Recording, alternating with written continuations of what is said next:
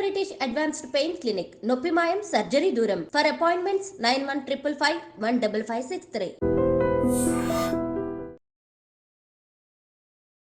చింతకు చోటు లేదు నా హృదయంలో, చేరి శ్రీమన్నారాయణ దయా నాకు ఉండగా.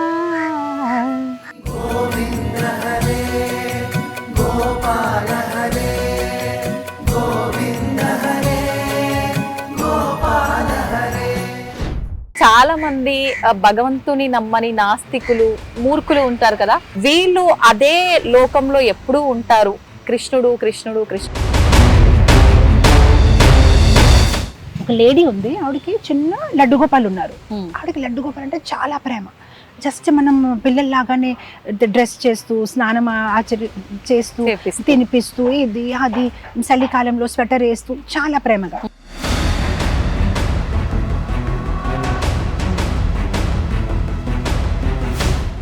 Krishna is there.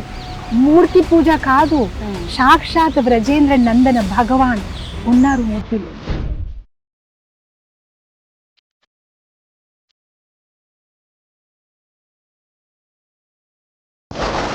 కొంతమంది పెద్దవాళ్ళు చెప్తూ ఉంటారు, స్వర్గం నరకం ఎక్కడో ఉండదు, మనం ప్రస్తుతం ఏదైతే అనుభవిస్తున్నామో అందులో పడే ఇబ్బందులే మనకు నరకంతో సమానం, అదే స్వర్గంతో సమానం అంటారు కదా మేడం. కర్మ అనేసరిక డిఫరెంట్ వేస్ దాన్ని రిజల్ట్ ఇస్తుంది.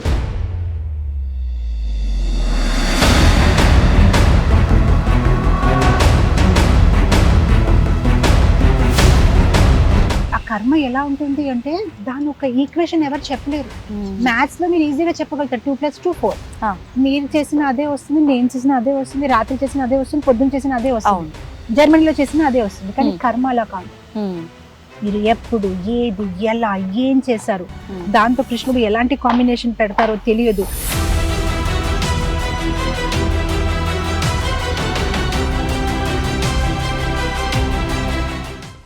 నమస్కారం, వెల్కమ్ టు ఐ డ్రీమ్. ధర్మ మార్గం విత్ విజిత కార్యక్రమానికి స్వాగతం.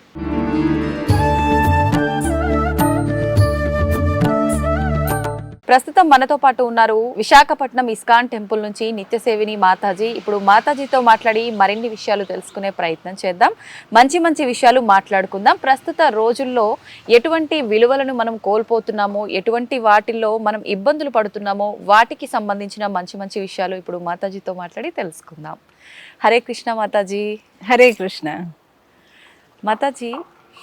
ముందుగా మనం ఇంటర్వ్యూలోకి వెళ్ళే ముందు మీ గురించి ఒక్కసారి మాట్లాడుకుందాం, మన ప్రేక్షకులందరికీ మిమ్మల్ని పరిచయం చేద్దాం. తప్పకుండా. మీరు విశాఖపట్నం ఇస్కాన్లో నిత్యసేవిని మాతాజీ అయితే మీరు ఎన్నో సంవత్సరాలుగా, గత కొన్ని సంవత్సరాలుగా ఇక్కడ మీరు సేవలు అందిస్తున్నారు, దీనికి సంబంధించిన ప్రచారం కూడా చేస్తున్నారు, విన్నాము. చాలా సంతోషంగా ఉంది. ముఖ్యంగా అసలు మీ ఆధ్యాత్మిక ప్రయాణం ఎలా మొదలైందో తెలుసుకోవాలని ఉంది మాతాజీ. తప్పకుండా. అయితే నేను బేసిక్గా ఒక గుజరాతీ కుటుంబంలో పుట్టాము.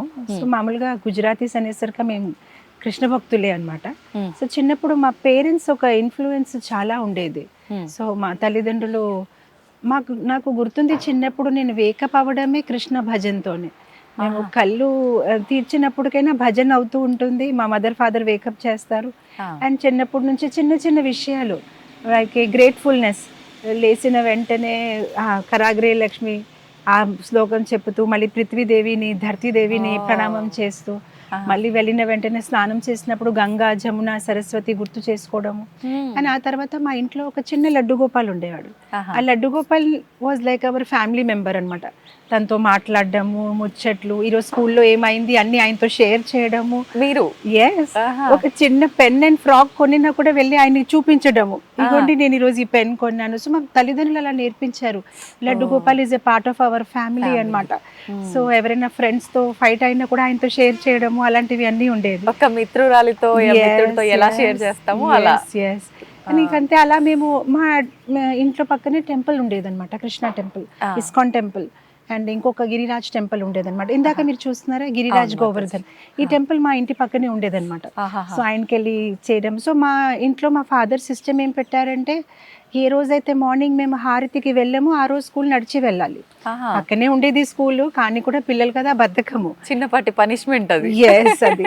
కానీ హారతికి వెళ్తే మాకు కార్లో దింపుతారనమాట. సో అలా మా రొటీన్ ఉండేదన్నమాట. And my father also was very big influence. ఆయన రొటీన్ ఏంటంటే మార్నింగ్ మా యోగా చేపించడము, జపం చేపించడం, టెంపుల్కి తీసుకువెళ్ళడం. అండ్ మోస్ట్ ఇంట్రెస్టింగ్, మా ఇంట్లో పైన టెర్రస్ దగ్గర పావురాలకి మేము ఫుడ్ పెట్టేవారు అనమాట. చిన్న చిన్న దానాలు పెట్టడము, మళ్ళీ వాక్ చేసి వెళ్ళినప్పటికీ ఆవులకి రొట్టి పెట్టడము. అండ్ ఈవెన్ ఆయన భోజనం మొదలు పెట్టే ముందు ఆయన ఏదైతే మనం ఇస్తాం ఆయనకి భోజనంలో అన్ని వెరైటీస్ తీసుకొని బాల్కనీలో పెట్టేవారు. అండ్ మేము అందరు వేచి చూస్తే ఎవ్రీడే ఒక కాకి వచ్చి దాన్ని తినేదన్నమాట. సో మా నాన్నగారు చెప్పేవారు అది పితృలోకకి అది రిప్రజెంట్ చేస్తుంది. సో అలా మా హోల్ మార్నింగ్ చాలా ఇంట్రెస్టింగ్ గా ఉంటుంది. మార్నింగ్ పిజన్స్, తర్వాత ఆవులు, కాకిలు, అండ్ తర్వాత మా ఇంటి పక్కన ఒక జలారాం టెంపుల్ ఉండేది. సో అక్కడ వెళ్ళి పేదవాళ్ళందరికీ వేడి వేడి ఉప్మా.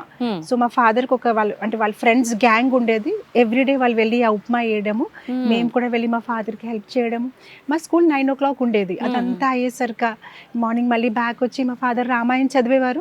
మా మదర్ ఏదైతే వంట చేస్తామో దాన్ని భగవంతుడికి నైవేద్యం పెట్టి తినేసి మా అమ్మ నాన్నకి దండం పెట్టేసి స్కూల్కి వెళ్ళేవారు. సో మా హోల్ రొటీన్ అలా ఉండేదన్నమాట చిన్నప్పుడు నుంచి. Krishna centred life. నేను అనుకోవడము ఆ రోజుల్లో గుజరాతీస్ అందరి లైఫ్ అలానే ఉండేదేమో. ఇప్పుడు అందరు చాలా కొంచెం స్పిరిచువల్ లైఫ్ నుంచి ఇటు అటు డివియేట్ అయిపోయినట్లు ఉన్నారు. అయితే మీ స్కూల్ జీవనం ఎలా సాగింది? ఇక్కడి వరకు మీ డే రొటీన్ అనేది ఉంది ఎవ్రీడే. స్కూల్కి వెళ్ళిన తర్వాత మీ లైఫ్ ఎలా ఉండేది? సో మా స్కూల్ కూడా చాలా ఇంట్రెస్టింగ్ గా ఉండేదండి. ఎందుకంటే నేను చెప్తున్నాను కదా, నేను చదివినప్పుడు ఆ రోజుల్లో ఈవెన్ ఆ స్కూల్ అట్మాస్ఫియర్ కూడా ఎంత ఆధ్యాత్మికంగా ఉండేది. మార్నింగ్ ఉన్న ఆ స్కూల్లో ఉన్న prayers, I was a good student, so I was to get good marks and topping and all. And చిన్న కాంపిటీషన్ లాగా కూడా ఉండేది. So I used to have a very interesting school life. And even స్కూల్లో కూడా I used to like Krishna consciousness. So నేను ఇంకా మా ఫ్రెండ్స్తో షేర్ చేయడం అలాంటివి అన్నీ మేము చేశాను. So I did my 10th up to there. ఆ తర్వాత intermediate, and then I did my BCom. After marriage I did my MA. And then I did my PhD from Andhra University. So that's how my education, ala education వెళ్ళింది అన్నమాట. Okay. ఇప్పుడు మీకు ఒక మంచి memory లాగా గుర్తుండిపోయింది మాతాజీ మీ ఆ morning routine అంతా కూడా. అలా స్కూల్ ఏజ్లో కానీ కాలేజ్ ఏజ్లో కానీ మీ స్టడీస్ టైంలో మంచి అనుభూతి ఏదైనా ఫ్రెండ్స్తో కానీ లేదంటే కృష్ణుడితో ఏదైనా అనుభూతి కానీ ఏర్పడింది ఉందా మంచిగా గుర్తుండిపోయేది? యాక్చువల్ మా పేరెంట్స్ చాలా స్పిరిచువల్. సో మా సండేస్ ఎలా ఉండేది అంటే ఓన్లీ టెంపుల్కి వెళ్ళిపోతాము, లేదంటే మహా అయితే ఏదో ఒక పార్క్కి వెళ్తాము. అక్కడ మేము కూర్చొని మా mother was a good story teller. చాలా మంచి స్టోరీస్ చెప్పేవారు. ఎవ్రీడే చెప్తుండేవారు? ఎవ్రీడే అదొక రొటీన్ అనమాట. కాకపోతే నేను ఒక ఇంట్రెస్టింగ్ విషయం చెప్తాను. ఇస్కాన్కి వెళ్తున్నాము, అంతా చాలా బాగుంది. కానీ ఏ రోజైతే నాకు ఆలోచన వచ్చింది, దాని వెనక ఒక పెద్ద స్టోరీ ఉంది, నేను ఇస్కాన్ జాయిన్ అయిపోతాను ఫుల్ టైం కానీ, అప్పుడు మా మదర్ ఫాదర్ కి నచ్చలేదు. ఎన్ని సంవత్సరాల వయసులో? I was 18 years old. Okay. So నా పేరెంట్స్ కి చెప్పాను I want to join as a full time ISKCON devotee. వాళ్ళకి అస్సలు నచ్చలేదు. అంటే టెంపుల్ కి వెళ్ళడం బాగుంది, but you get married to business man and మనం పయస్ హిందూస్ టెంపుల్కి వెళ్ళి రావాలి, కానీ ఫుల్ టైం ఒక డివోటీగా డెడికేట్ అయిపోవడం ఇష్టం అవ్వలేదు. భక్తి ఉండాలి కానీ మొత్తం భగవంతుడికి అంకితం వద్దు. సో అదొక పెద్ద ఇష్యూ అయిపోయింది ఇంట్లో. అంటే రిలేటివ్స్ వచ్చేసారు, మా అంకల్స్ అండ్ అందరూ ఇంకా మా మదర్ మీద they getting angry on my mother. అంటే ఇదంతా నీ వల్లే, నీకెవరు చెప్పారు ఎవ్రీ సండే టెంపుల్ తీసుకెళ్ళిపోవడం. చూడండి ఇప్పుడు పరిస్థితి ఏంటి. మా పిల్లలు చూడండి హ్యాపీగా మూవీకి తీసుకెళ్తాము, అన్ని తీసుకెళ్తాము, ఎంత హ్యాపీగా ఉన్నారు, నువ్వు చేస్తావు, ఇప్పుడు ఇది నీ మిస్టేక్. మా మదర్ ఇంకా ఏడుపులు ఇంకా ఏం చేయాలి. సో కొన్ని రోజుల తర్వాత మా ఫాదర్ ఫోన్ చేశారు ఒకరోజు ఈవినింగ్. ఫోన్ చేసి ఇగో మా పక్కనే మహేశ్వరి పరమేశ్వరి థియేటర్ ఉండేది, వెళ్ళి లేటెస్ట్ మూవీ ఏమొచ్చింది టికెట్స్ తీసుకురండి. మా ఫాదర్ షాక్ అనమాట, ఏం తీసుకురావాలి, అదే మూవీ టికెట్స్ తీసుకురండి, మనం ఈరోజు మూవీకి వెళ్దాము. My mother is thinking how to నా బ్రెయిన్ వాష్ ఎలా చేయాలి, నన్ను ఎలా మళ్ళీ బ్యాక్ టు మెటీరియల్ టాస్క్ ఆవిడకి. సో మా ఫాదర్ అయితే ఆయన చాలా నెమ్మదిగా ఉంటారు. అయితే సరే దోస్ డేస్ మనకి బుక్ షో అలా ఏం లేదు కదా, లైన్ లో నిలబడి తెచ్చుకోవాలి. సో మా వర్కర్ ఎవరైతే ఉన్నారో తన్ని లైన్ లో పెట్టేసి తీసుకొచ్చారు టికెట్. మా ఫాదర్ రావడం లేట్ అయింది షాప్ నుంచి. We had shop in Charminar. మేమిద్దరు కూడా షాక్, నేను నా సిస్టర్. అంటే ఈ రోజు మనం మూవీకి వెళ్తామా, ఎందుకంటే మాకు అలవాట్లేదు మూవీకి వెళ్ళడము. అండ్ మా మదర్ నన్ను బ్రెయిన్ వాష్ చేయడానికి ఎన్ని ప్రయత్నాలు. సో మేము కార్లో కూర్చున్నాం, ఎవరితో మాట్లాడలేదు, చుప్ చాప్గా థియేటర్ రీచ్ అయిపోయాం. లేట్గా వెళ్ళాం కదా. ఇప్పుడు ఆ రోజుల్లో, ఇప్పుడు నేను థియేటర్ వెళ్ళి ఎన్నో ఇయర్స్, దట్ వాజ్ లాస్ట్ థియేటర్కి వెళ్ళడం నేను. అదే that was my last first and last. Never went to a theatre after that. So మాకు అలవాట్లేదు కదా. సో నేను ఇప్పటికీ మర్చిపోలేను ఆ హోల్ షో అనమాట. మేము లోపలికి వెళ్ళినప్పటికీ ఒక పర్సన్ అలా టార్చ్ తోని టికెట్ నెంబర్ చూస్తున్నారు. లేట్ గా వచ్చాం కదా, అందరికి డిస్టర్బెన్స్ గా ఉంది. మేము ఇలా లోపల అవుతుంటే మా వెనక ఎవరైతే కూర్చున్నారో అందరూ మొదలు పెట్టారు, ఎందుకంటే వాళ్ళు డిస్టర్బెన్స్ కదా. వెళ్ళి చుప్ చాప్గా మేము కూర్చున్నాం. కూర్చున్నప్పటికీ ఆ మూవీ పేరు పరదేశ్ అనమాట. పరదేశ్. సో మేము కూర్చున్నప్పటికీ ఆ మూవీలో, మేము లేట్ వచ్చాము, ఆ మూవీలో ఒక సాంగ్ అవుతుంది. ఆ సాంగ్ లో లాస్ట్ లైన్ ఏంటంటే హరే కృష్ణ హరే రామ్. మా మదర్ కోపం అయిపోయారు. ఓ మై గాడ్, ఈ కృష్ణ నిన్ను ఇక్కడ కూడా వదలట్లేదా మా అమ్మాయిని, అసలు నాకు ఈ మూవీ వద్దు, చలో వెళ్ళిపోదాం. మా సిస్టర్ వదిలేండి అమ్మా, వచ్చారు కదా చూసి వెళ్దాం. మా ఫాదర్ కూడా డబ్బులు పెట్టాం కదా, పోలే చూసి వెళ్దాం అంటే, నాకు ఈ మూవీ వద్దు, ఇప్పుడు ఇక్కడ నుంచి వెళ్ళిపోదామని. ఇంకంటే మా మదర్ ఎలా చెప్తే అలానే మేమందరం ఇంకా మళ్ళీ గెట్టపై వెళ్తే మళ్ళీ వెనక వాళ్ళు మొదలు పెట్టారు. ఇంకా వీళ్ళు ఇప్పుడే వచ్చారు, మళ్ళీ డిస్టర్బెన్స్. కానీ మేము బయటికి వచ్చేస్తాం, థియేటర్ నుంచి బయటికి వచ్చేసినప్పటికీ మా ఫాదర్ కార్ తెచ్చుకోవాలి పార్కింగ్ నుంచి. మేము నిలబడి ఉన్నాము. అది డిసెంబర్ మంత్ అనమాట. ఇప్పుడు డిసెంబర్ మంత్ లో ఇస్కాన్ డివోటీస్ కి, మీకు తెలుసో లేదో కానీ మాకు అది స్పెషల్ మంత్, ఎందుకంటే గీతా జయంతి, గీత ఆవిర్భావించిన నెల. సో ఇస్కాన్ డివోటీస్ అందరూ రోడ్ మీద వెళ్ళిపోతారు గీతాస్ ఇవ్వడానికి. అంటే అది చాలా స్పెషల్ మంత్ కదా, అందరికి గీత అందించాలి అని ప్రభుపాదుల వారు ఒక ఇదనమాట. సో మేము థియేటర్ నుంచి బయట ఉన్నాము, మా ఫాదర్ పార్కింగ్ నుంచి గాడి తెస్తున్నారు, అక్కడే ఒక డివోటీ వచ్చేసి గీత తీసుకుంటారా అని. మా మదర్ అని, ఇదొక ప్రణాళిక, ఇదొకటి సంథింగ్, మా అమ్మాయిని ఏదో చేసేస్తుంది అని. అండ్ నేను అప్పుడు నా మనసులో అనుకున్నాను, I was feeling very sad అనమాట. అసలు I like Krishna so much, and నా మదర్ నన్ను కృష్ణుడి నుంచి దూరం చేస్తున్నారు. కానీ నాకు ఆ రోజు అనిపించింది, కృష్ణుడు నాకు చెప్తున్నారు, వీళ్ళు నిన్ను పాతాలు తీసుకెళ్తే కూడా నేను అక్కడ కూడా వస్తానులే, నువ్వు భయపడొద్దులే అని. థియేటర్లో కూడా కృష్ణ పాట వచ్చింది, అండ్ అక్కడ కూడా ఒక డివోటీ గీత ఇచ్చినప్పటికి అఫ్ కోర్స్ మా మదర్ చాలా కోపమై ఆ డివోటీని తరిమేశారు, మాకు గీత వద్దు, ఏమొద్దు, ఇక్కడ నుంచి వెళ్ళిపోండి అని.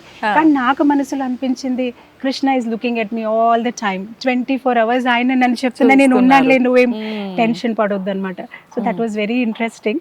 అండ్ అఫ్ కోర్స్ ఆ తర్వాత ఎన్నో విషయాలు మా ఇంట్లో జరిగాయి, కానీ చివరికి నేను ఇస్కాన్ లోపల రాగలను, ఇస్కాన్కి ఒక భాగం అవ్వగలను, అది నా అదృష్టంగా భావిస్తున్నాను. అండ్ ఇప్పుడు మా తల్లిదండ్రులు చాలా పాజిటివ్గా, after so many years, almost 28 years అయిపోయింది ఆ విషయాన్ని, 28 years. Now they are devotees, వాళ్ళు కూడా చాంటింగ్ చేసుకుంటారు అండ్ అంతా ఫాలో అవుతున్నారు. ఇప్పుడు అదంతా జరిగిన తర్వాత, మదర్ ఇలా సినిమాకి తీసుకెళ్ళడం ఇదంతా జరిగిన తర్వాత ఎన్ని అంటే మంత్స్ కి, ఇయర్స్ కి వెళ్ళడం జరిగింది? Within 6 months only. I was very desperate, నాకు I wanted to be part of ISKCON. యాక్చువల్గా ఇదంతా జరిగింది ఒక సమ్మర్ క్యాంప్ వల్ల. మామూలుగా సమ్మర్ హాలిడేస్ అనేసరికి ఒక క్యాంప్ జాయిన్ అవుతాము. మా పేరెంట్స్ అప్పుడు ఇస్కాన్ టెంపుల్ మా ఇంటి పక్కనే ఉంది కదా, సమ్మర్ క్యాంప్ ఫ్లైయర్ చూసారు, చరణామృతం పాయసం ప్రసాదం తీసుకుంటుంటే అక్కడ ఒక ఫ్లైయర్ ఉంది.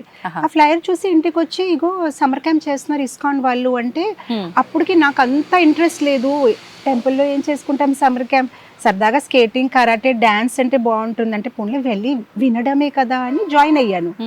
అది నాకు లైఫ్ చేంజింగ్ మూమెంట్. అక్కడ వాళ్ళు చెప్పిన మాటలు చాలా ఇంట్రెస్టింగ్గా అనిపించింది, ఎందుకంటే వాళ్ళు ఎంత ఇంట్రెస్టింగ్గా చెప్తున్నారు అన్ని విషయాలు. అంటే మనం ఎందుకు పుట్టాము, చనిపోయిన తర్వాత ఏమవుతుంది, అసలు మనం ఎక్కడికి వెళ్తాము, అసలు ఈ ప్రపంచంలో భగవంతుడు ఎక్కడ ఉంటారు, అదన్ని విషయాలు వినేసరికి చాలా సరదాగా అనిపించింది. కాకపోతే వాళ్ళు ఏంటంటే చివరికి టెస్ట్ పెట్టుకున్నారు. అండ్ నాకేంటంటే చిన్నప్పటి నుంచి గెలవడం అంటే చాలా ఇష్టం, ఏదైనా నేను టాప్ రావాల్సిందే. సో వాళ్ళు ఏమన్నారంటే, ఎవరైతే ఫస్ట్ వస్తారో వాళ్ళకి ఒక free trip ISKCON world head quarters కి. సో నేను బాగా కష్టపడి రాశాను, నేను గెలిచాను. సో మాకు first free trip with parents ISKCON world head quarters కి వెళ్ళాము. అది కల్కత్తా దగ్గర ఉంటుంది, మాయాపూర్ అనే ప్లేస్ అన్నమాట. అక్కడ మన ఇస్కాన్ కి ఆల్మోస్ట్ 900 acres ల్యాండ్ ఉంది. అసలు మీరు ఒక్కసారి అక్కడికి వెళ్తే మొత్తం అంతా ఒక లైక్ చిన్నపిల్లడి డిస్నీ ల్యాండ్ ఉంటుంది చూస్తున్నారా, అన్ని డిస్నీ ఫిగర్స్ ఉంటాయి, అలానే ఇది కృష్ణ ల్యాండ్. ఆహా. అక్కడ ఒక రిక్షా వాళ్ళ కూడా డివోటీ, టైలర్ కూడా డివోటీ, గ్రోసరీ స్టోర్ వాళ్ళు డివోటీ. అక్కడ ఎవరు చూసినా ఒకటి అంతా అంటారు, హరే కృష్ణమయం. కృష్ణ హరే కృష్ణ హరే కృష్ణ. Hmm. అండ్ అది గంగా తటం పక్కనే ఉంది. అక్కడ ఉన్న నావికుడు కూడా డివోటీ. సో నాకు అది చాలా అందంగా అనిపించింది. అండ్ మేము అక్కడికి, అది మా ఫ్రీ ట్రిప్. సో నాకు చాలా గర్వంగా ఉంది. మా పేరెంట్స్ కి నేను తీసుకొస్తున్న ట్రిప్ ఇది, అవును. ఫ్రీ ట్రిప్, నా ప్రైజ్ ట్రిప్. అవును. సో మేమందరం పడుకొని ఉండేసరికి 2:30 in the night గోల గోల. ఏమైంది, ఏమైనా గొడవలా ఏంటి అని మేము చూస్తే అందరు స్నానాలు చేసుకుంటున్నారు. 2:30కి మధ్యరాత్రి వేసి వీళ్ళు స్నానాలు చేయడం ఏంటి మాకు అర్థం అవ్వలేదు. హా. లేదు ఇక్కడ 4 o'clock హారతి ఉంటుందంటే మేము కూడా గబగబా స్నానం చేసేసి టెంపుల్ హాల్కి వెళ్ళాము. ఆ టెంపుల్ హాల్కి వెళ్ళిన సిచ్యువేషన్ నేను ఇప్పటికీ మర్చిపోలేనండి. అన్ని రోమాలు పైకెత్తేసాయి. 1000 people ఒకేసారి 2 చేతులు అలా పైకెత్తేసి హరే కృష్ణ అని పాడినప్పటికి ఎంత మధురంగా ఉంది. అండ్ అక్కడ Indians, Americans, Australians, Chinese people, అసలు ఆల్ డిఫరెంట్ నేషనాలిటీస్ అందరూ ధోతి కుర్తా వేసుకొని ఉన్నారు, తిలక్ వేసుకొని ఉన్నారు. ఎంత అందమైన అంటే నాకు అనిపించింది ఇదే వైకుంఠమా? కృష్ణుడు ఉన్నారు, పెద్ద విగ్రహాలు, పక్కనే గోపికాలు ఉన్నారు, రాధారాణి. ఆ మధురమైన సంగీతము పొద్దున్న 4 గంటలకి, అసలు అప్పటికి ఇంకా వెలుతురు రాలేదు. ఎంత అందంగా అనిపించింది అనమాట. ఇది ఎంత బాగుంది అని అనిపించింది. ఆ తర్వాత నాకు వాళ్ళు ఒక బుక్ గిఫ్ట్ ఇచ్చారు. అంటే ఇస్కాన్ సంస్థాపిక ఆచార్యులు శ్రీల ప్రభుపాదుల వారు ఒక బయోగ్రఫీ అన్నమాట. స్టోరీస్ అంటే నాకు ఎలాగో ఇష్టం కదా అని ఇంటికి వచ్చేసిన తర్వాత అది స్టార్ట్ చేసాం చదవడం. అది మేము వెళ్ళిందాం మార్చ్ ఏప్రిల్కి వెళ్ళి ఉన్నాము. ఆ తర్వాత స్కూల్ స్టార్ట్ అయిపోతాయి జూన్కి. మా మదర్ రోజు తిట్టడం, ఏంటి ఆ బుక్ పట్టుకొని పడుకో మళ్ళీ పొద్దునే స్కూల్. మా మదర్ వెళ్ళిపోయిన తర్వాత టార్చ్ పెట్టేసి బ్లాంకెట్ లోపల అది చదివాను. అంటే చాలా ఇంట్రెస్టింగ్ గా ఉంది. ఆయన ఒక ముసలితన చేరిన మనిషి, ఒక వృద్ధ మనిషి అంత కష్టపడి ఒక $8 చేతిలో పట్టుకొని అమెరికాలో వెళ్ళి ఇంతమందిని భక్తులుగా ఎలా మార్చేశారో నాకు చాలా కుతూహలంగా ఉంది. సో అది నేను అలా చదువుతూ చాలా, అంటే మా సిస్టర్ నాకు బ్లాక్మెయిల్, ఈ బ్లాంకెట్ ఇది మమ్మీకి చెప్పమంటారా? వద్దులే అంటే సరే రేపు నా స్కూల్ డ్రెస్ నువ్వు ఇస్త్రీ చేసే, వాటర్ బాటిల్ రెడీ చేసుకో అంటే సరే అన్ని చేస్తాను కానీ చెప్పొద్దు. సో అలా ఆ బుక్ చదివాను. సో మీరు నమ్మరు, the last page of the book, అప్పుడు నా వయసు చాలా చిన్నది, నేను 7th క్లాస్లో ఉన్నాను. కానీ last page of the book చదివి కంప్లీట్ చేసినప్పటికీ చాలా ఏడ్చాను, గట్టిగా ఏడ్చాను. నాకు అనిపించింది నా జీవితం ఈ ముసలాయనకి అంకితం. ఎంత బాగా ఇంత చక్కగా కృష్ణ ప్రచారం చేశారు. కానీ ఆ రోజు చిన్నప్పుడు నేను తలుచుకున్నది నిజంగా ఒక రోజు అవుతుందని అనుకోలేదు. కానీ ఒక దృఢ నిశ్చయం పెట్టుకున్నాను, ఇదే నాకు చేయాలని ఉంది. ఆయన ఎంత చక్కగా ప్రచారం చేశారు. నేను కూడా ఆయన ఒక ఆర్మీలో సోల్జర్గా అవ్వాలి, అందరికీ కృష్ణ చైతన్యం గురించి చెప్పాలని ఆ రోజు అనుకున్నాము. సో ఇలా నా కృష్ణ చైతన్యం ఒక ఇస్కాన్తో నా ఒక అనుబంధనం మొదలైంది. అయితే ఈ ప్రచారానికి మిమ్మల్ని ప్రేరేపితం చేసింది ప్రభుపాదుల వారి పుస్తకం. అంటే అంటారు కదా, నేను ప్రభుపాదుల వారితో ప్రేమలో పడిపోయాను. అసలు ఇంతగా ఆయన చేశారు, what can I do for him, I want to do something for him అని ఒక ఇది నాకు. అండ్ దట్ యునో, అంటే ఆయన ఏదైతే చేస్తున్నారో దాన్ని ముందుకు తీసుకెళ్లడమే ఆయనకు కృతజ్ఞత తెలుపుకోవడంగా మీరు భావించారు. ఎగ్జాక్ట్లీ. అద్భుతం మాతాజీ. నిజంగా మనం ఎంత ఆధ్యాత్మిక జీవనంలో ఉన్నా ఆ జీవనం అలా కొనసాగిస్తూ ఉండడం లైఫ్ లాంగ్ వేరే, మొత్తం జీవితమే దానికి అంకితం చేయటం అనేది నిజంగా అందరిలో ఈ ఆలోచన రాదు. నిజంగా కృష్ణయ్య మీతో ఇవన్నీ చేయించుకోవాలని ముందే డిసైడ్ చేస్తున్నాడేమో మేబీ. ఇప్పుడు మీరు ప్రత్యేకించి కృష్ణ చైతన్య విషయంలో ఎలాంటి విషయాల్లో ముందుకు తీసుకెళ్తున్నారు అంటే ఏం చెప్తారు మాతాజీ? నేను ఒక సమ్మర్ క్యాంప్ వల్ల కృష్ణ చైతన్యంలో వచ్చాను కనుక నాకు కూడా చిన్న పిల్లలకి ఆ వయసులో వాళ్ళు కృష్ణ చైతన్యంలో రావాలని కోరిక. అందు గురించి నేను ఒక స్కూల్ మొదలు పెట్టాను, కాల్డ్ డివైన్ టచ్. సో అక్కడ చిన్న పిల్లలకి మేము కృష్ణ చైతన్యం గురించి చెప్పుతూ నార్మల్ స్కూల్ లాగానే, కానీ నాకు అనిపిస్తుంది ఆ చిన్నప్పుడు ఏదైతే మనం వెట్ సిమెంట్ లాగా ఉంటాం, ఎలాంటి షేప్ తయారు చేస్తే అలానే తయారైపోతాం. సో చిన్నప్పటి నుంచి పిల్లలకి చెప్పాలని ఒక నార్మల్ స్కూల్, దేంట్లో అయితే కృష్ణ చైతన్యం కూడిన పాటలు కూడా పిల్లలకి నేర్పిస్తాము. మన డివైన్ టచ్ స్కూల్లో చూస్తే పిల్లలు వచ్చిన వెంటనే రాధాకృష్ణులకి నమస్కారం పెట్టి, సూర్యుడికి నీళ్ళు అర్పిస్తూ, తులసి దేవికి నీళ్ళు అర్పిస్తూ, పరిక్రమ చేస్తూ, టీచర్స్కి పాద నమస్కారం చేసి క్లాస్లో కూర్చొని రామాయణంతో మొదలుపెట్టి అప్పుడు వాళ్ళు నార్మల్ స్టడీస్ మొదలు పెడతారనమాట. అండ్ ఏదైతే వాళ్ళు తింటారు దేవుడికి నైవేద్యం పెట్టి తింటారు. సో అలాంటివి ఒక స్కూల్ అయితే ఉంది. అది కాకుండా నేను ఎవ్రీ ఇయర్ ఒక రెసిడెన్షియల్ సమ్మర్ క్యాంప్ చేసుకుంటాను. ఎక్కడైతే all over India, even like Dubai నుంచి ఇక్కడక్కడ నుంచి కూడా చాలా మంది వస్తున్నారు. ఇక్కడ ఏంటంటే 1 వీక్ పాటు పిల్లలు ఒక భక్తుడు ఎలా జీవిస్తాడు అలా టెంపుల్లో ఉంటారనమాట. సో నేను కూడా వాళ్ళతో పాటు ఆ 1 వీక్ ఫోన్ కంప్లీట్గా స్విచ్ ఆఫ్. మార్నింగ్ ఆ పిల్లలందరితోనే ఎర్లీ మార్నింగ్ వేకప్ అయ్యి వాళ్ళకి ఫోన్లోనే ప్రపంచం ఉంది అని అనిపిస్తుంది. ఫోన్ లేకుండా కూడా ఒక అందమైన ప్రపంచం ఉందని వాళ్ళకి చూపించడం. So phone switch off, morning వాళ్ళు సన్ రైజ్ చూడడము, బీచ్లో వెళ్ళి వాళ్ళకి జపం చేపించడము, యోగా చేపించడము, సాత్విక ఆహారము, భగవద్గీత శ్లోకాస్ నేర్పించడము, గీతాతో సంబంధించిన మంచి శ్లోకాస్ అండ్ స్టోరీస్. అండ్ తర్వాత మహాపురుషులు లైక్ ధ్రువ మహారాజ్, ప్రహ్లాదుడు, అంబరీషుడు, వాళ్ళ గురించి కథలు చెప్పడము, అండ్ కొంతసేపు వాళ్ళతో ఆడుకోవడము, డ్రామాస్ చేపించడము. సో హోల్ వీక్ వాళ్ళు నాతో పాటునే ఉంటారు. అండ్ ఆ 1 వీక్లోని వాళ్ళు ఎన్నో మార్పులు వస్తాయన్నమాట. లైఫ్ని ఎలా చూడడము, బిగ్గర్ పిక్చర్ ఎలా చూడాలి. So most of the time మేము చూస్తాము at the end of 1 week వాళ్ళ ఇంటికి వెళ్ళాలని అంటారు. I don't want to go home, మేము మాతాజీ దగ్గరే ఉండిపోతామని అంటారనమాట.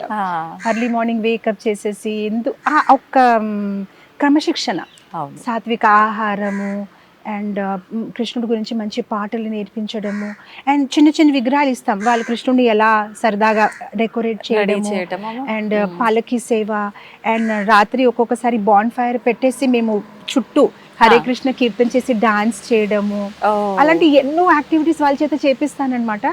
ఇంకెందుకు వెళ్తారు మాతాజీ ఇంటికి? పాపం వాళ్ళు ఇవన్నీ మిస్ అయిపోతున్నారు కదా ప్రస్తుతం. ఇప్పుడు ఈ జనరేషన్ పిల్లలు ఎంతసేపు వాళ్ళ మోయాల్సిన దానికన్నా ఎక్కువ బరువుల్లో పుస్తకాలు మోయటము, ఎంతసేపు ఉన్న పొద్దున్నే లేచిన కానుంచి ట్యూషన్లు, మళ్ళీ స్కూల్స్, వచ్చిన తర్వాత ట్యూషన్లు, అసలు వాళ్ళ లైఫ్ ని వాళ్ళు మిస్ అయిపోతున్నారు నిజం చెప్పాలంటే. తల్లిదండ్రులు టైం కూడా ఇవ్వలేకపోతున్నారు. They are not talking to the children. ఇక్కడ ఏంటంటే వాళ్ళతో మాట్లాడినప్పుడు they have so many things to say. ఈ జనరేషన్ ఇస్ వెరీ ఇంటెలిజెంట్, వాళ్ళకి ఎన్ని మంచి ఆలోచనలు ఉన్నాయి. సో వాళ్ళతో ఎవరు ఆ మాటలు వినట్లేదు. సో ఇక్కడ ఉన్న ఈ 1 వీక్ ఎన్నో ముచ్చట్లు ఏదో చెప్తూ ఉంటారు, మాతాజీ ఇలా అయింది, అలా అయింది, అలా అయింది. వాళ్ళకి నేను రెస్పాండ్ ఇవ్వడము, అండ్ వాళ్ళతో కబడ్డీ ఆడుకోవడము, వాళ్ళతో క్రికెట్ ఆడుకోవడము. సో పిల్లల దగ్గర నేను ఒకటి చూసాను, వాళ్ళు చెప్పిన మాటలు మనం వింటే, మనం చెప్పిన మాటలు వాళ్ళు వింటారు. కానీ మామూలుగా తల్లిదండ్రులు ఏంటంటే పోలీస్ లాగా తయారైపోయారు. చదివావా లేదా, రెడీ అయ్యావా లేదా, స్కూల్ ఎగ్జామ్స్ లో ఎన్ని వచ్చాయి తప్ప ఇంకేం లేదు వాళ్ళతో మాట్లాడడానికి. కానీ పిల్లలతో మనం పిల్లల్లాగా అయిపోతే వాళ్ళు మనం ఏదైతే ఎక్స్పెక్ట్ చేస్తారో అది వాళ్ళు వింటారు. నాకు పేరెంట్స్ వచ్చి అదే చెప్తారు, మాతాజీ మీరు చెప్తే శ్లోకాస్ బై హార్ట్ చేస్తున్నారు, మేము చెప్తే వినట్లేదు. నేను వాళ్ళతో ఆడుకుంటాను కూడా. So they become my friends. And friends చెప్పిన మాట వింటారు. అంతే, నిజంగానే అంటుంటారు కదా మాతాజీ, పేరెంట్స్ కన్నా కూడా ఫ్రెండ్స్ కి ఎక్కువ ప్రయారిటీ ఇస్తుంటారు అని అంటే వాళ్ళ మధ్య ఆ సఖ్యత ఏర్పడింది కాబట్టి వాళ్ళ మాటలు వింటుంటారు. అయితే ఇప్పుడు మీరు ఒక మంచి ఎగ్జాంపుల్ ఇవ్వాలి అని అంటే, ఇప్పటి పేరెంట్స్ కి ఒక మంచి మెసేజ్ ఇవ్వాలి అని అంటే పిల్లల విషయంలో ఏమిస్తారు మాతాజీ? ఒక 2 లైన్స్. ఎండర్సన్ చాలా మంచిగా ఒక మాట చెప్పారు. ఇంగ్లీష్లో ఒక సామెతం ఉంది, what you do is so loud in my ears, what you say I can't hear. మీరు ఎలా ప్రవర్తిస్తున్నారు అది ఎంత గట్టిగా నాకు చెవుల్లో వినిపిస్తుంది, మీరు ఏదైతే మాట్లాడుతున్నారో అది నాకు వినిపించట్లేదు. అంటే మీరు ఎలా ప్రవర్తిస్తున్నారు అదే పిల్లలు చూస్తున్నారు. పిల్లలు పెద్ద సీసీటీవీ కెమెరా లాగా ఉన్నారు, అన్ని నిమిషం మనని అబ్జర్వ్ చేస్తున్నారు. సో కొంతమంది పేరెంట్స్ ఏంటంటే వాళ్ళు చెప్పడం ఒకటి కానీ వాళ్ళ ప్రవర్తన వేరేగా ఉంటుంది. సో అది పిల్లలు ఫాలో అవ్వరు. ఎందుకంటే ఇప్పుడు మీరు కూడా ఒకసారి కళ్ళు మూసుకొని గుర్తు చేశారనుకోండి మీ మదర్ గురించి, ఫాదర్ గురించి, వాళ్ళు ఏం చెప్పారు మీకు గుర్తు ఉండకపోవచ్చు, కానీ వాళ్ళు ఎలా ప్రవర్తించేవారు అది మీకు గుర్తుంటుంది. మా నాన్నగారు టెంపుల్కి వెళ్ళేవారు, మా మదర్ ఇలా వంట చేసేవారు, వాళ్ళు ఏం చేశారు అది మనకి గుర్తుండిపోతుంది. అందు గురించి మన బిహేవియర్ మాత్రము చాలా బాగుండాలి. మనం వాళ్ళకి ఏ మాటలు చెప్పలేకపోయినా కూడా మన ప్రవర్తన బాగుంటే, ఈ రోజు మనం చెప్పింది వాళ్ళు వినకపోయినా కూడా కొన్ని సంవత్సరాల తర్వాత అది వాళ్ళు బాగా మనసులో వాళ్ళకి అది ముద్రించి ఉంటుంది. మా అమ్మ అలా ఉండేవారు, మా నాన్న అలా బిహేవ్ చేసేవారు, అలా మాట్లాడేవారు. So very very important. And ఇంకొకటి పేరెంట్స్కి నేను ఇచ్చిన మెసేజ్ ఏంటంటే, పూర్వంలో ఎలా ఉండేదంటే ఒక కుమ్మరి అబ్బాయి కుమ్మరిగా ఉండేవాడు, ఒక డాక్టర్ అబ్బాయి డాక్టర్గా తయారయ్యేవాడు. సో వాళ్ళకి ఏంటంటే న్యాచురల్గానే వాళ్ళ తల్లిదండ్రుల మీద రెస్పెక్ట్ ఉండేది. ఎందుకంటే ఏ జ్ఞానమైనా నేను నాన్నగారి దగ్గరే నేర్చుకోవాలి, ఎందుకంటే నేను కూడా ఆయనలాగా అవ్వాలి. కానీ ఇప్పుడు అలా కాదు కదా. ఇప్పుడు ఒక డాక్టర్ అబ్బాయి ఫ్యాషన్ డిజైనర్ అవ్వాలనుకుంటున్నాడు, ఫ్యాషన్ డిజైనర్ అబ్బాయి ఇంకేదో అవ్వాలనుకుంటున్నాడు. So their source of knowledge and information is not parents. అందు గురించి సహజంగా రెస్పెక్ట్ అనేది రాకపోవచ్చు. దానికోసం మనం కొంచెం మన బిహేవియర్ ద్వారా మంచి ఎగ్జాంపుల్గా నిలబడితేనే మనకి వాళ్ళ రెస్పెక్ట్ ఇస్తారు. ఎందుకంటే this generation is more intelligent than we are. ఈ రోజు మన ఫోన్లో ఏదైనా మార్పులు ఉంటే మనం వాళ్ళ దగ్గరికి వెళ్ళి అడుగుతాం, బాబు ఇది కొంచెం చేసిస్తావా, మనకి రాదు. సో దే ఆల్సో, అంటే మనకి తెలుసు they are intelligent than us, they are more intelligent, they also know that they are intelligent than us. So వాళ్ళకి ఆ గర్వం అనేది ఉంటుంది. సో వాళ్ళతో డీల్ చేసినప్పటికీ చాలా కేర్ఫుల్ గా, as a parent, as a friend, as a ఇది వెరీ కేర్ఫుల్ గా ఉండాలి. అండ్ మన ప్రవర్తనం చాలా బాగుండాలి. సో అలా కొన్ని కొన్ని టిప్స్ అన్నమాట. వాళ్ళతో క్వాలిటీ టైం స్పెండ్ చేయాలి. అప్పుడు తప్పకుండా వాళ్ళు ప్రతిస్పందిస్తారు. They will listen to us. Okay, నిజంగా చాలా మంచి మెసేజ్ మాతాజీ. ఇప్పుడు ప్రస్తుత రోజుల్లో పేరెంట్స్ చాలా బిజీ అయిపోయి మీరు అన్నట్టుగా టైం ఇవ్వలేకపోవడం ఇక్కడ మైనస్ అవుతుంది. వాళ్ళు వెళ్ళే హడావిడి హరీబరీ లైఫ్లో వాళ్ళు ఇంట్లో పేరెంట్స్ గొడవలు పెట్టుకోవడము, లేదు అని అంటే ఎక్కడెక్కడో ప్రెస్టేషన్స్ తీసుకొచ్చి ఇంట్లో చూపించడము, ఇవన్నీ తెలియకుండానే పిల్లల్లో ఇన్ఫ్లుయెన్స్ అయిపోతున్నాయి. ఇది వాస్తవం నిజంగా. మాతాజీ, మీరు తెలుగు చాలా చక్కగా మాట్లాడుతున్నారు. మీరు అసలు ఇక్కడ కానే కాదు, చాలా భాషల్లో మాట్లాడతారు. ముఖ్యంగా అసలు మీ మాతృభాష ఏంటి? ఎవరు చెప్పలేకపోతున్నారు. యాక్చువల్లీ నేను ఒక గుజరాతీని, ఐఎమ్ ఫ్రమ్ బాంబే అన్నమాట. సో గుజరాతీ నా మాతృభాష. ఓకే. ఇంగ్లీష్ సాధారణంగా స్కూల్లో చదివిన వాళ్ళు అందరు నేర్చుకుంటారు. అవును. హిందీ ఒక నార్మల్ ఇది. And my husband is a Bengali అనమాట. సో ఆయన వాళ్ళ రిలేటివ్స్ తో ఏం మాట్లాడుతున్నారు తెలుసుకోవాలని నేను బెంగాలీ నేర్చుకున్నాను. సో ఐ లెర్న్డ్ బెంగాలీ అనమాట. అండ్ మేము యుఎస్లో ఉండేవారు. 1999లో వైజాగ్ వచ్చాము. సో ఇక్కడ వచ్చిన తర్వాత తెలుగు రాకపోతే వాళ్ళతో ఎలా మాట్లాడాలి అర్థం అవ్వలేదు. అండ్ నేను హైదరాబాద్లో ఉన్నాను, కానీ కొన్ని ఇయర్స్ స్కూల్ ఎడ్యుకేషన్, కానీ హైదరాబాద్ తెలుగు కంప్లీట్ గా డిఫరెంట్ ఉంది. అది మా చార్మినార్ తెలుగు, అసలు దానికి మన ఇక్కడ సంబంధమే లేదు అసలు. అలా మాట్లాడితే మన వైపు ఇలా చూస్తారు. ఆ లోపల అది మర్చిపోయాను. ఇంకా యుఎస్ లో వెళ్ళిపోయి అక్కడ ఉన్నప్పుడుకి అన్ని. సో వైజాగ్ లో వచ్చినప్పటికి కృష్ణ చైతన్యం గురించి మాట్లాడాలంటే ఎలా, తెలుగు నేర్చుకోకపోతే ఎలా, దే వాంట్ టు హియర్. అప్పుడు చాలా కష్టంతోనే అందరూ మాట్లాడుతుంటే వినడము. అండ్ కొన్ని సందర్భాల్లో ప్రవచనం ఇస్తూ ఇంగ్లీష్ లో వాళ్ళకి అడగడము, ఎవరైతే వింటున్నారు దీన్ని తెలుగులో ఏమంటారండి అని అడిగేసి మాట్లాడడము. ఒక్కొక్కసారి చాలా తప్పులు కూడా మాట్లాడేసి అందరు చాలా నవ్వేవారు. కానీ నేను ఒక దృఢ సంకల్పం తీసుకున్నాను, ఎలాగైనా నేర్చుకుంటాను ఈ భాష. ఎంత కాలంలో నేర్చుకున్నారు మాతాజీ? సుమారుగా మేబీ ఒక 6 months 1 year లో పికప్ చేసేసాను. మామూలుగానే అందరితో మాట్లాడుతూ కాకపోతే కొన్నిసారి పెద్ద పెద్ద మిస్టేక్స్ చేస్తూ ఉంటాను. ఎందుకంటే బుక్ నుంచి చదివింది వేరుంటుంది, మనం విని నేర్చుకుంటే అది వేరేగా ఉంటుంది. ఆ వర్డ్స్ కి కొంచెం కన్ఫ్యూజ్ అయిపోతాను. ఒకసారి ఉమ్మడి కుటుంబంకి గుమ్మడి కుటుంబం చెప్పేసాను. అలాంటి ఎన్నో జోక్స్ ఉన్నాయి. అయితే మా పిల్లలు నవ్వుతూ ఉంటారు, అమ్మా నీకు ఒక ప్రత్యేకంగా డిక్షనరీ పెట్టుకోవాలి, నితై సేవిని మాతాజీ తెలుగు డిక్షనరీ, ఎందుకంటే అన్ని ఉల్టా చెప్తావు, నేనే నేర్చుకోవాలి, అది దాని అర్థం ఇది, దాని అర్థం అది. కానీ కొంతసేపు పడింది, కానీ మేము మిస్ అయ్యాం మాతాజీ. అప్పుడు ఎంత పెద్దవాళ్ళైనా ఇలా వచ్చి రానట్టుగా మాటలు మాట్లాడుతుంటే లాంగ్వేజ్ చాలా ముద్దుగా అనిపిస్తుంది కదా. సో అది కొంచెం అందరూ బాగా నవ్వేవారు. కానీ ఎలాగైనా నేర్చుకున్నాను నేను అనుకుంటాను. ఇప్పటికి కూడా కొన్ని తప్పులు చెప్తాను, కానీ ఆల్మోస్ట్ 80% మేనేజ్ చేసేసాను. సో ఇప్పుడు నేను తెలుగు, ఇంగ్లీష్, హిందీ, గుజరాతీ, బెంగాలీ ఈ 5 భాషల్లో ప్రవచనం ఇస్తూ ఉంటాను. మా బంగ్లాదేశ్ డివోటీస్ కి అయినా, మా గుజరాత్ లో బాంబేలో ఉన్న డివోటీస్ అందరికీ వాళ్ళ భాషలో క్లాస్ ఇస్తూ ఉంటాను. సూపర్ మాతాజీ. మాతాజీ, ఆధ్యాత్మికం వైపు వెళ్ళాలి అన్న ఆలోచన రావటమే చాలా గొప్ప విషయం. ఒకవేళ ఆ ఆలోచన వచ్చింది అని అంటే నిజంగా అసలు ఆధ్యాత్మికత గురించి తెలుసుకునే ప్రయత్నం చేయాలి. తెలుసుకోవాలంటే ఒక్క వాక్యంలో ఏం చెప్తారు? ఆధ్యాత్మికత గురించి ఇన్ 1 sentence చెప్పాలంటే, మనం ఎక్కడి నుంచి వచ్చాము, మనం ఎవరు, భగవంతుడు ఎవరు, ఆయనతో మన సంబంధం ఏంటి, అండ్ ఆ సంబంధం తెలుసుకున్న తర్వాత మనం ఎలా ప్రవర్తించాలి, ఇదే ఆధ్యాత్మికత ఒక సారాంశము. That's it. Who is God, who are we, ఎక్కడో ఎందుకు వచ్చాము ఈ ప్రపంచంలో, చనిపోయిన తర్వాత ఏమవుతుంది, మనకి శరీరం ఎందుకు దొరికింది, మానవ జీవితం ఒక గమ్యం ఏంటి, ఈ కొన్ని విషయాల గురించి తెలుసుకుంటే చాలు. మనం పెద్ద పెద్ద శాస్త్రాలు చదివే అవసరం లేదు. 1 లైన్లో చెప్పాలంటే లవింగ్, లీవింగ్, లీవింగ్. ఉన్న కాలము సాత్వికంగా ఎలా బ్రతుకోవాలి, అందరితో బాగుండాలి, అండ్ మంచిగా మన జీవితం గడపాలి, భగవంతుడిని ప్రేమించాలి, అండ్ లీవింగ్ అంటే మన ఫైనల్ ఎగ్జామ్. జస్ట్ లైక్ కాలేజ్లో మీరు ఎంత చదివినా కూడా ఫైనల్ ఎగ్జామ్ బాగా రాస్తేనే మీకు మంచి మార్క్స్ వస్తాయి.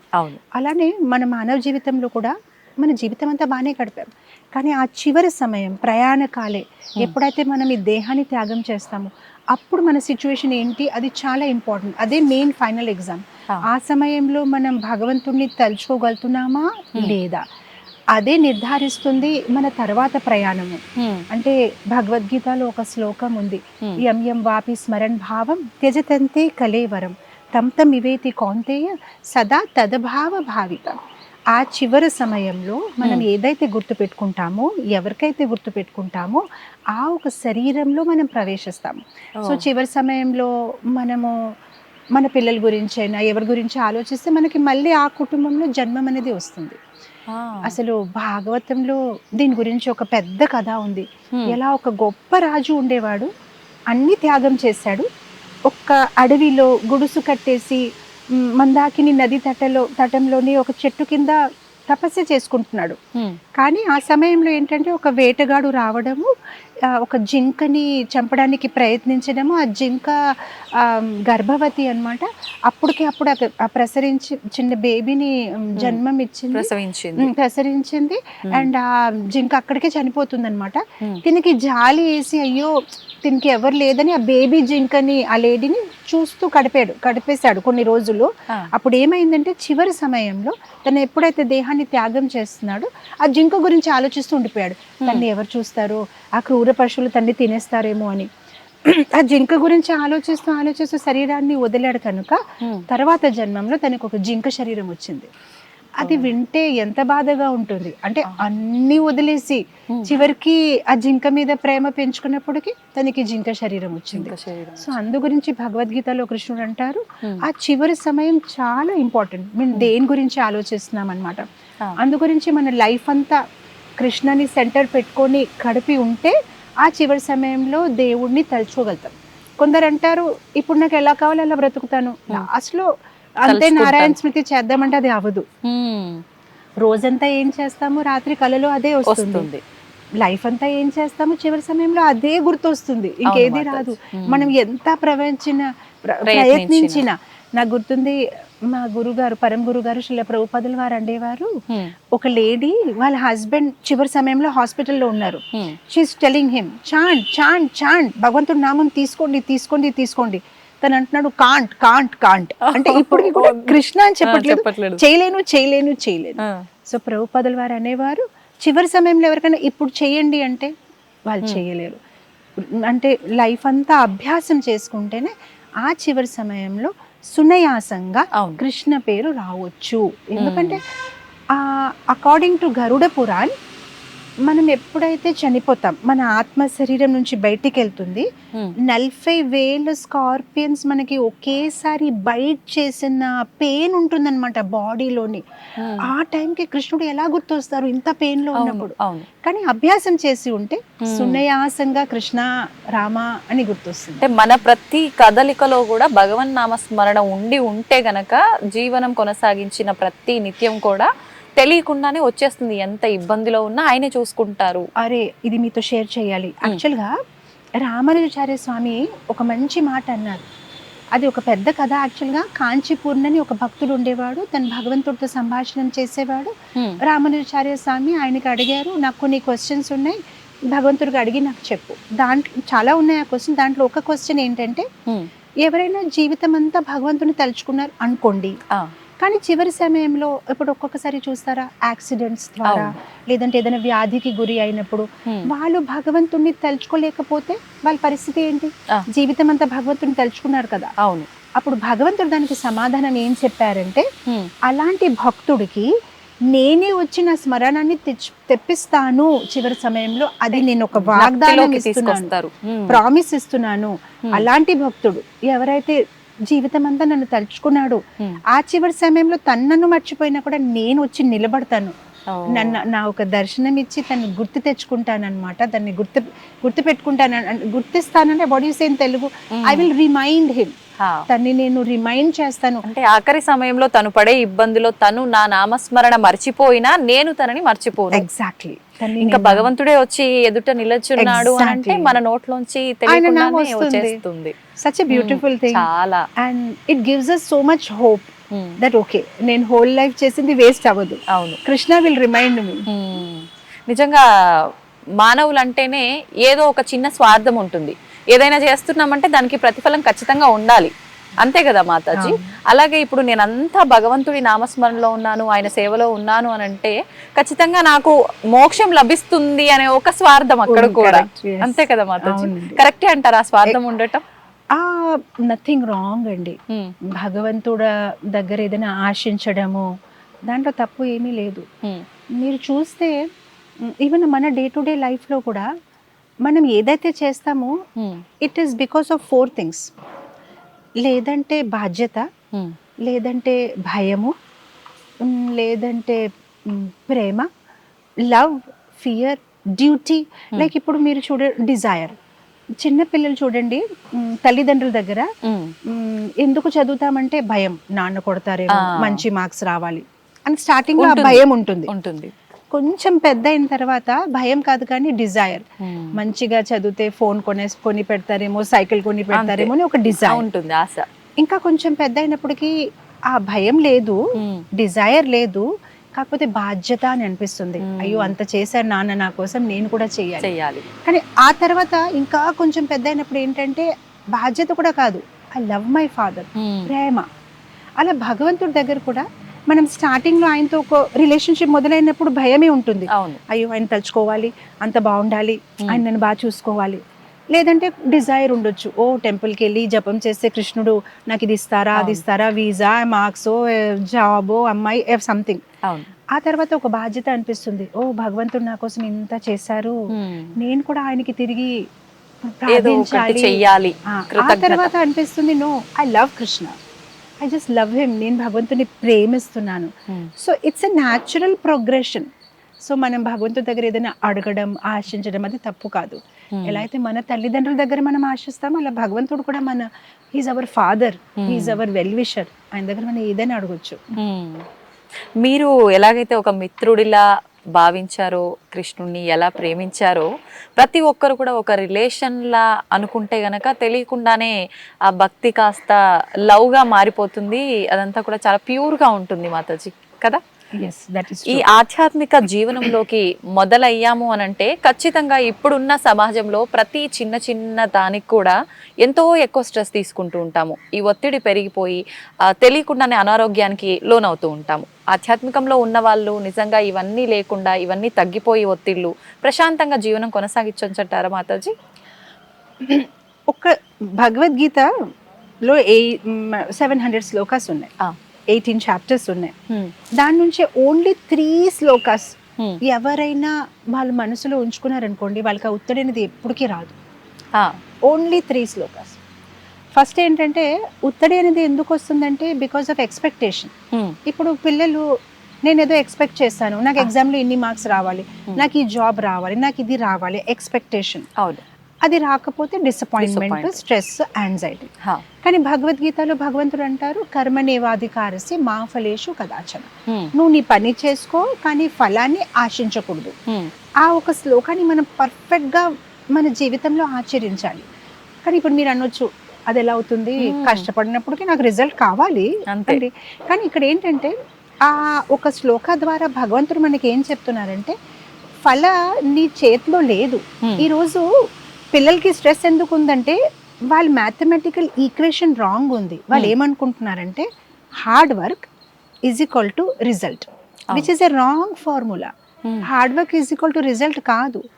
హార్డ్ వర్క్ ప్లస్ పూర్వజన్మ సుకృతి, పూర్వజన్మ చేసిన కర్మాలు ప్లస్ భగవంతుడు ఒక బ్లెస్సింగ్, అనుగ్రహం ప్లస్ కాల సమయం is equal to result. So ఈ ఫార్ములా అర్థం చేసుకోలేక నేను కష్టపడాను నాకు రిజల్ట్ రాలేదు, నేను కష్టపడాను నాకు రిజల్ట్ రాలేదు. అరే బాబా, నీ కష్టపడడంతో రిజల్ట్ ఆధారం కాదు, దాంట్లో ఎన్నో ఫ్యాక్టర్స్ ఉన్నాయి. నువ్వు కష్టపడాలి, పూర్వంలో ఏదైతే చేసిన కర్మ ఫలాలు ఉన్నాయి దాని ఒక ఫలితం కూడా దీనికి ఇన్ఫ్లుయెన్స్ చేస్తుంది. అందు గురించి గమనించండి. ఒక్కొక్కసారి కొంతమంది స్టూడెంట్స్ ఏమి చదవలేదు, కరెక్ట్గా ఎగ్జామ్ ముందు చదివారు, చదివిన ఆ 4 క్వశ్చన్స్ వచ్చేసాయి. ఒక్కొక్కసారి మొత్తం అంతా చదివారు కానీ ఏమీ రాలేదు. So many things are happening. అలా ఎందుకు జరుగుతుంది? ఒక్కోసారి మనం చదివినయే వచ్చినా కూడా గుర్తుకు రాకుండా రాయకపోవడం కూడా జరుగుతుంది. So that is and again కాల. కొన్ని సందర్భాల్లో ఇమ్మీడియట్ గా ఏది రాకపోవచ్చు. పాండవాల జీవితంలో చూడండి, 84 years స్ట్రగుల్ చేశారు, ఇక్కడ అక్కడ, చివరికి వాళ్ళకి వచ్చింది, వాళ్ళకి రాజ్యం వచ్చింది. ఈవెన్ మా గురు గారు శ్రీల ప్రభుపాదుల వారు, ఆయన ఆల్మోస్ట్ 70 years వరకు స్ట్రగుల్ చేశారు యాజ్ అన్ ఓల్డ్ మ్యాన్. 70 సంవత్సరాలు. మొత్తం ఇండియాలో ఎంతమందికి ప్రచారం చేయడానికి ప్రయత్నించారు, ఎవరు వాళ్ళు ఆయనకి పట్టించుకోలేదు. కానీ 70 years ఓల్డ్ ఏజ్ లో అమెరికా వెళ్ళారు. 10 సంవత్సరంలో ఇంత పెద్ద సంస్థని మొదలు పెట్టేసి వేలాది మందిని దీక్ష ఇచ్చేసి ఈరోజు లక్షల పైన ఇస్కాన్ డివోటీస్, 2000 పైన సెంటర్స్, ఎంత బ్రహ్మాండంగా అయింది ఓన్లీ ఆ 10 years లో. సో కాల మనకి తెలియదు. భగవంతుడు వెంటనే ఏమి ఇవ్వకపోవచ్చు, ఆయన మన టెస్ట్ తీసుకుంటారు. సో అది నాకు గుర్తొస్తుంది. పూర్వంలో హిందీ సినిమాస్లోని ఒక రాజ్ కుమార్ అని ఒక విలన్ ఉండేవాడు. తను హిందీలో ఒక పెద్ద డైలాగ్ చెప్తాడు, చంపుతాను, నీకు చంపుతాను, కానీ ఆ సమయం నాది, ఆ ఆలోచన నాది, నేను డిసైడ్ చేస్తాను నీకు ఎప్పుడు చంపుతాను, ఆ బుల్లెట్ నాది అని ఒక పెద్ద డైలాగ్ ఉండేది. మా ఫాదర్ టైంలో వాళ్ళందరూ బాగా నవ్వేవారు. అది అని నేను ఎప్పుడు అది గుర్తుపెట్టుకుంటాను. కృష్ణుడు కూడా అంటాడు, అవును నేను నీకు సహాయం చేస్తాను, కానీ ఎప్పుడు చేస్తాను, ఎలా చేస్తాను అది నేను డిసైడ్ చేస్తాను. I'm the boss. నువ్వు చెప్పలేవు ఇలా చేయండి, ఇప్పుడు ఇలా సాయం చేయండి. Krishna is more intelligent then us. మనకైనా ఇంకా తెలివి అట్లు ఆయనకి ఉన్నాయి. మనకి ఎప్పుడు ఎలాంటి సహాయం అవసరమో ఆయన నిశ్చయించేస్తారు. సో ఆ పేషెన్స్ మనకు ఉండాలి. సో ఎక్కడ ఎందుకు ఒత్తిడి వచ్చేస్తుందంటే, నేను హార్డ్ వర్క్ చేశాను నాకు రిజల్ట్ రాలేదు. అరే డోంట్ వరీ, నీ హార్డ్ వర్క్ ప్లస్ పూర్వంలో చేసిన మంచి చెడు కర్మాలు ఒక ఫలితాలు ప్లస్ కాల, భగవంతుడు మనకి తెలియదు ఎంతసేపు తర్వాత మనకు ఆ రిజల్ట్ ఇస్తారు, ప్లస్ కృష్ణ ఒక కృప is equal to result. So ఆ ఒక ఈక్వేషన్ని అర్థం చేస్తే వాళ్ళకి చాలా వరకు యాంగ్జైటీ తగ్గిపోతుంది. ఓకే నా ఇంగ్లీష్లో ఒక సామెతం ఉంది, don't try to be the best, do the best. మీరు బెస్ట్ అయిపోవాలని వద్దు, మీరు బెస్ట్ గా చెయ్యాలి అంతే, మీ బెస్ట్ మీరు చేసుకోండి అంతే. అంటే పెద్దవాళ్ళు చెప్తుంటారు కదా మాతాజీ, ఏం చేసినా కూడా మన మనస్సాక్షి దాన్ని ఓకే ఇది కరెక్ట్ ఇంతవరకు చేయని చెప్పే వరకు చేస్తే ఆ ఫలితం ఆటోమేటిక్ గా భగవంతుడు ఇచ్చేస్తాడు అని చెప్పి. ఎగ్జాక్ట్లీ, మన 100% మనం చెయ్యాలి అంతే. ఆ తర్వాత కృష్ణ విల్ డిసైడ్ మనకి ఏంటి ఎప్పుడు ఎలా ఇవ్వాలి. అవును, మన ఒక ఇంటెలిజెన్స్ లిమిటెడ్ గా ఉంది. ఈ రోజు నేను మిమ్మల్ని చూడగలుగుతున్నారు, మీరు నన్ను చూడగలుగుతున్నారు, కానీ అక్కడేమవుతుంది మీరు చూడలేరు, అటు ఏమవుతుంది మీరు చూడలేరు. కానీ భగవంతుడు అన్ని బర్డ్స్ వ్యూ లా చూస్తున్నారు. ఆయనకి మన జీవితం మొత్తం తెలుసు. 10 years తర్వాత ఏమవుతుంది, 5 years తర్వాత ఏమవుతుంది. సో మనం ఏంటంటే we see our present and we plan our future. కానీ భగవంతుడు ఏంటంటే he sees our future and plans our present. మన వర్తమాన్ని చూసేసి మన ఒక భవిష్యత్తుని ప్లాన్ చేసుకుంటున్నాం, కానీ భగవంతుడికి మన భవిష్యత్తు కనిపిస్తుంది కనుక అది చూసి ఆయన మన వర్తమాన్ని ప్లాన్ చేసుకుంటారు. మనకి ఎప్పుడు ఏంటి అవసరం అలాంటివి ఇస్తారు. మహాభారత్లో మీకు తెలుసా, అర్జున్కి ఆ శ్రాపం వచ్చింది కదా, తను ఒక బృహన్నల్లా రూపంలోనే హీ హ్యాడ్ టు బి. ఎవరైనా అనుకుంటారు పాపం తనకి అలాంటి శ్రాపం ఎందుకు వచ్చింది, కానీ తర్వాత తెలిసింది ఆ శ్రాపం తనకి ఒక పెద్ద బ్లెస్సింగ్ అయ్యింది. లేదంటే తనకున్న శౌర్యంతో ఎవరైనా అజ్ఞాతవాసంలో వెళ్ళినప్పుడు తన్ని పోల్చుకుంటారు, కానీ తనకు ఆ శ్రాపం రావడం వల్ల తను దాయగలడు తనని. సో వి నెవర్ నో, అవును. ఈ రోజు ఏదైతే మనకి బాధగా అనిపిస్తుంది మనకి తెలియదు, మేబీ అది మన మంచి కోసమే కృష్ణ ప్రణాళిక వేసారేమో మన భవిష్యత్తు కోసం. సో ఈ ఒక శ్లోకము మన బెస్ట్ మనం చేసుకోవాలి and leave it on Krishna.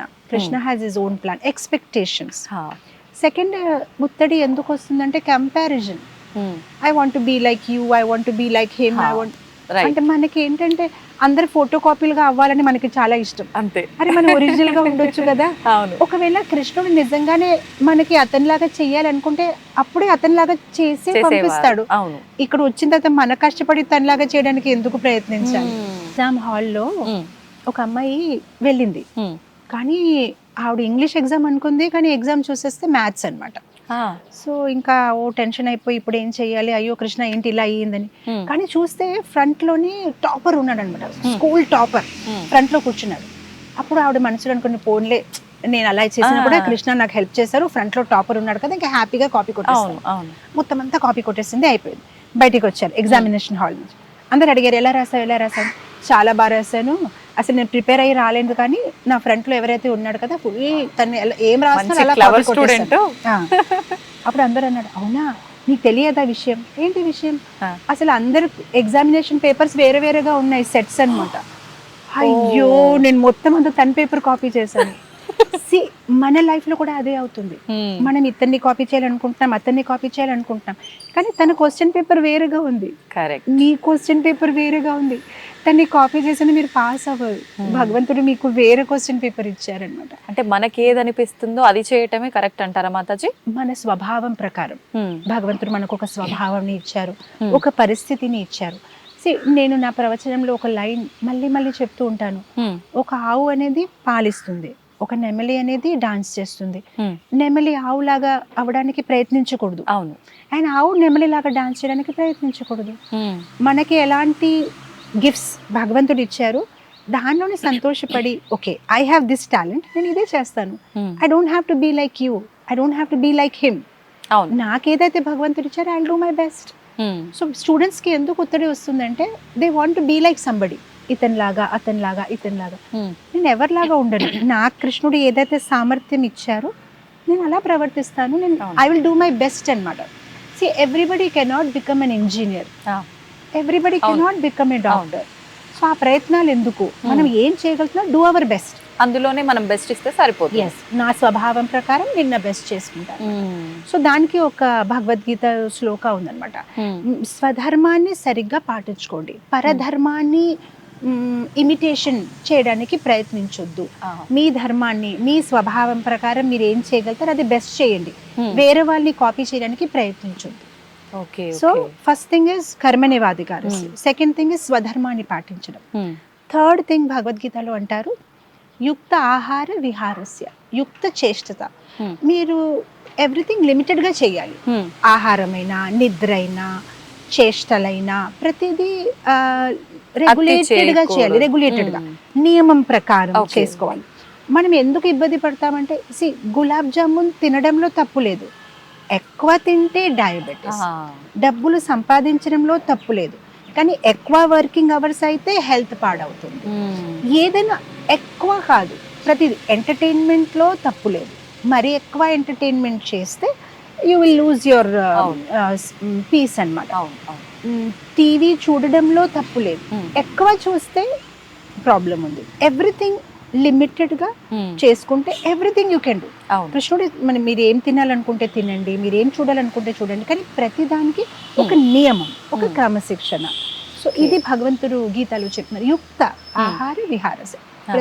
తక్కువ కూడా చేయకూడదు, అంటే ఆకలిగా ఉండిపోయి మరి హెల్త్ ని పాడు చేయకూడదు, అలానే ఎక్కువ తినకూడదు, ఎక్కువ పడుకోకూడదు, మళ్ళీ అలానే తక్కువ పడుకోకూడదు.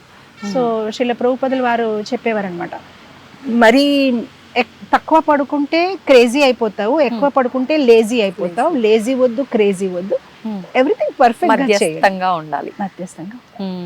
ఈ మూడు ఎవరైనా చేస్తే they can have a happy life. ఎవరితో కంపేర్ చేయొద్దు, మంది మనం బెస్ట్ చేసుకోవాలి, అండ్ ఒక మంచి సాత్వికమైన జీవితం ఏదైతే అన్ని పర్ఫెక్ట్ గా మధ్యస్థలంలో చేసుకుంటూ ఉంటే will have a happy life. ఉత్తడి అనేది ఉండదు. ఇప్పుడు ఏంటంటే కొంచెం ఎక్కువ. అవును, మొన్ననే మా కాంగ్రిగేషన్లో ఎవరో ఏ టెంపుల్కి రావట్లేదంటే జాబ్ అవర్స్ పెరిగిపోయింది. పెరిగిపోయాయి అంటే నేను అన్నాను ఎందుకంటే లేదు మాతాజీ 5,000 శాలరీలో పెంచేశారు కదా అని. కానీ ఇప్పుడు ఏమైంది పెంచేసినప్పటికి ఆ 5,000 కోసము అవర్స్ పెరిగినప్పటికి ఆ బ్యాక్ ఏక్లు ఇది అది అల్టిమేట్లీ ఆ 5,000 డాక్టర్కి ఇచ్చాం. అంతే, బాడీ ఎక్కువ అలసిపోతుంది, టైంకి ఫుడ్ తినడం కూడా తగ్గిపోతుంది. చివరికి ఆ వచ్చిన ఎక్స్ట్రా శాలరీ డాక్టర్స్ చుట్టూ తిరగడానికి అవుతుంది. దాని బదులు మనమే this is enough for me, సంతోషం, I'm happy, I want to give time నా ఫ్యామిలీకి, నా ఆధ్యాత్మిక జీవితంకి, అన్నిటికీ నేను సరిగైన టైం కేటాయించగలాలి, ఆ సరిగైన బ్యాలెన్స్ నేను మెయింటైన్ చేస్తానని అనుకుంటే you can have a happy life. ఇంకా కొంచెం కావాలి, ఇంకా కొంచెం అంటే ఇంకా కొంచెం. యాజ్ మీకు ఒక కథ చెప్పాలి చిన్నది. ఒక రాజు తన బర్త్డే అనమాట, బర్త్డే అయితే తను అన్నాడు అందరికి ఏదో దానం ఇవ్వాలని అనుకుంటున్నాడు. సో అందరినీ పిలిచేసి మీరు పరిగెత్తండి, ఎంతవరకు మీరు పరిగెత్తి మళ్ళీ బ్యాక్ వస్తారు ఆ ల్యాండ్ అంతా మీకు నేను చారిటీ ఇచ్చేస్తాను. అందరు వెరీ హ్యాపీ అయిపోయారు. సో ఫస్ట్ పర్సన్ వెళ్ళాడు, తను ఎలా కొంచెం వెళ్ళి వచ్చేసాడు, ఓకే హ్యాపీ, చాలా బాగుంది. సెకండ్ పర్సన్ ఇంకా కొంచెం ప్రయత్నించాడు, అంటే ఇంకా నేను రన్ చేస్తే సాధించగలుగుతారు, కానీ చాలా కష్టంతో బ్యాక్ వచ్చాడు. ఇంకొకడు వెళ్ళాడు, తనకు ఆ లోభము, ఇంకా కొంచెం అప్పటికే అలసిపోయాడు, కానీ పరిగెత్తున్నాడు. చివరికి చాలా దూరం వరకు వెళ్ళిపోయి ఆనందిస్తున్నాడు, ఇదంతా నాదే. కానీ ఆ పరిగెత్తి తను బిఫోర్ సన్సెట్ బ్యాక్ రావాలి, రాలేక వెనక వచ్చినప్పటికే తను అక్కడే దేహాన్ని త్యాగం చేస్తాడు. ఎందుకంటే చాలా గట్టిగా పరిగెత్తుతున్నాడు కదా, వెనక రావాలి, అప్పుడు కదా ల్యాండ్ మొత్తం తంది. ఇప్పుడు చూడండి ఏమైంది, ఆ కొంచెం పరిగెత్తేసి ఓకే ఇది నాది తృప్తి పడి ఉంటే ఎంత హ్యాపీగా ఉండేది. కానీ ఇంకా కొంచెంలోనే చివరికి ఏది రాలేదు. ఇక్కడ మీకు అనిపించట్లేదా ప్రస్తుతం ఉన్న ఈ జీవితంలో ఇంకా కొంచెం అలానే ఉన్నారు. ఏది అంటే మన దగ్గర ఏది ఉంది అది కనిపించట్లేదు, ఏదైతే కనిపిస్తుంది అది పొందలేకపోతున్నారు, అండ్ దాని ఒక రన్నింగ్ లోనే ఉంటున్నారు. జీవనం అంతా ఇలానే వెళ్ళిపోతోంది. అంతే, ఆ దూరం నుంచి కనిపిస్తుంది, అది దొరకట్లేదు. ఏదైతే ఉంది అది కనిపించట్లేదు, అంటే ఆల్రెడీ మన దగ్గర ఉంది కానీ దాని విలువ తెలియట్లేదు. అంటే ఏదో కావాలని చెప్పి ఉన్నదాన్ని మనం అనుభవించలేకపోతున్నాం. Because you are not counting your blessings, right? Oh Krishna is so kind. 2 కళ్ళు, ముక్కు, మంచి జీవితము, బట్టలు, భోజనము, మంచి కుటుంబము, మంచి ఎడ్యుకేషను, నేర్చుకునే అవకాశము, బుద్ధి ఎన్నో ఇచ్చారు మనకి. కానీ మనం అది చూడట్లేదు కదా. ఏదైతే నా దగ్గర లేదు, మనకి ఏంటంటే మన ప్లేట్ లో ఏముంది అది కనిపించదు, తన ప్లేట్ లో గులాబ్ జామున్ ఉంటే అదే కనిపిస్తుంది. తన దగ్గర అది ఉంది, తన దగ్గర సరే తన దగ్గర గులాబ్ జామున్ ఉంది కానీ నీ దగ్గర కూడా రసమలై ఉంది కదా, హ్యాపీ ఫీల్ అయిపో, అదే కావాలి. తన ప్లేట్ లో ఏంది నాకు అదే కావాలి. దుర్యోధన్ ఇంద్రప్రస్థలో వెళ్ళారు కదా, వాళ్ళు పెద్దగా, అది యాక్చువల్ గా ఖాండవ్ ప్రస్థ, అది ఇంద్రప్రస్థగా తయారు చేశారు మాయాదానవ్ ఒక హెల్ప్ తోని. అప్పుడు పెద్ద ఇనాగ్రేషన్, గృహప్రవేశం పాండవాళ్ళు పెట్టారు. పెట్టినప్పుడు కౌరవాళ్ళు వెళ్ళినప్పటికీ దుర్యోధన్ వాళ్ళు రిలేటివ్ కదా, రిలేటివ్స్ అనేసరికి మనం ఆ గృహప్రవేశ ప్రోగ్రామ్ కి మనం కూడా ఏదో చెయ్యాలి కదా. సో అందరికి ఏదో ఒక సేవ ఇస్తే దుర్యోధన్కి ఇచ్చిన సేవ ఏంటంటే మా గృహ ప్రవేశానికి ఎవరైతే మాకు గిఫ్ట్స్ ఇస్తారు కదా వాళ్ళ పేర్లు రాసుకో, ఇతను ఈ గిఫ్ట్ ఇచ్చారు, పేరు రాసుకోవడం గిఫ్ట్ ఇచ్చారు. తను ఇంకా అసూయతోని ఫుల్ కాలిపోయాడనమాట. ఇతనికి ఈ గిఫ్ట్ వచ్చింది, ఆ గిఫ్ట్ వచ్చింది. మొత్తం మీద ఎప్పుడైతే ఇంకా వెనక హస్తినాపురికి వచ్చేస్తే తను చాలా బాధలో ఉన్నాడు. అప్పుడు వాళ్ళ నాన్న అడిగారు, ఏ దుర్యోధన్ ఇంత ఏమైంది నీకంటే, నాన్న వాళ్ళకి ఇది వచ్చింది, అది వచ్చింది, ఇన్ని గిఫ్ట్స్ వచ్చాయి, ఇది వచ్చాయంటే అప్పుడు ధృతరాష్ట్ర అన్నారు, కానీ నీ దగ్గర కూడా ఉంది కదా, మన దగ్గర కూడా మొత్తం హస్తినాపూర్ రాజ్యం ఉంది, ఇది ఉంది, అది ఉంది అంటే అప్పుడు తను అన్నాడు, అవును నా దగ్గర ఉంది, కానీ నా దగ్గర వాళ్ళ దగ్గర ఉన్నది లేదు కదా, నాకు అదే కావాలి, ఏదైతే వాళ్ళ దగ్గర ఉంది నాకు అదే కావాలి. సో మన మనస్తత్వం కూడా చెప్పాలంటే కొంచెం దుర్యోధన్ లాగే ఉంటుంది. మన దగ్గర ఉన్నది హ్యాపీ కాదు, అదే కావాలి. తన దగ్గర అది ఉంది కదా, నాకు ఆ ఫోనే కావాలి, ఆ శారీయే కావాలి, ఆ లైఫే కావాలి. అక్కడే మనం బాధగా ఉంటున్నాం. అంటే కొన్ని సందర్భాల్లో, అంటే భగవంతుడి విషయంలో, మనం ఆధ్యాత్మిక జీవనంలో వెళ్ళే విషయంలో, మన లైఫ్ గోల్స్ విషయంలో ఇలాంటి ఆలోచన ఉండడం కరెక్టే అయి ఉండొచ్చేమో కదా మాతాజీ? ఉండకూడదంటారా? మీరేమంటారు? అంటే మీరు అంటున్నారు అంబిషన్ అంబిషన్ విషయంలో ఒక గోల్ ఏదైనా పెట్టుకొని నేను దాన్ని రీచ్ అవ్వాలి, అది నాకు కావాల్సింది, అలా పెట్టుకోవడం కరెక్ట్ ఏమో కదా? తప్పలేదు. నేను ఒకటే చెప్తున్నాను, అంబిషన్ అనేది మనిషికి ఉండాలి, లేకపోతే మీరు ఎలా హౌ విల్ యూ లివ్? కానీ ఎలా ఉండాలి అంబిషన్? ఫర్ ఎగ్జాంపుల్ మన డివైన్ టచ్ స్కూల్లోని పిల్లలకి ఎలా ఉంటాయంటే పోటీలు, నువ్వు ఇతనికైనా ఎక్కువ మార్క్స్ రావాలి అవసరం లేదు, నీకు మొన్న ఎన్ని వచ్చాయి దానికన్నా నీకు ఎక్కువ రావాలి. సో నీ పోటీ నీతోనే. ఎందుకంటే మన పోటీ మనతోనే పెట్టుకుంటే మనం ఇంకా ముందుకు వెళ్ళగలుగుతాం.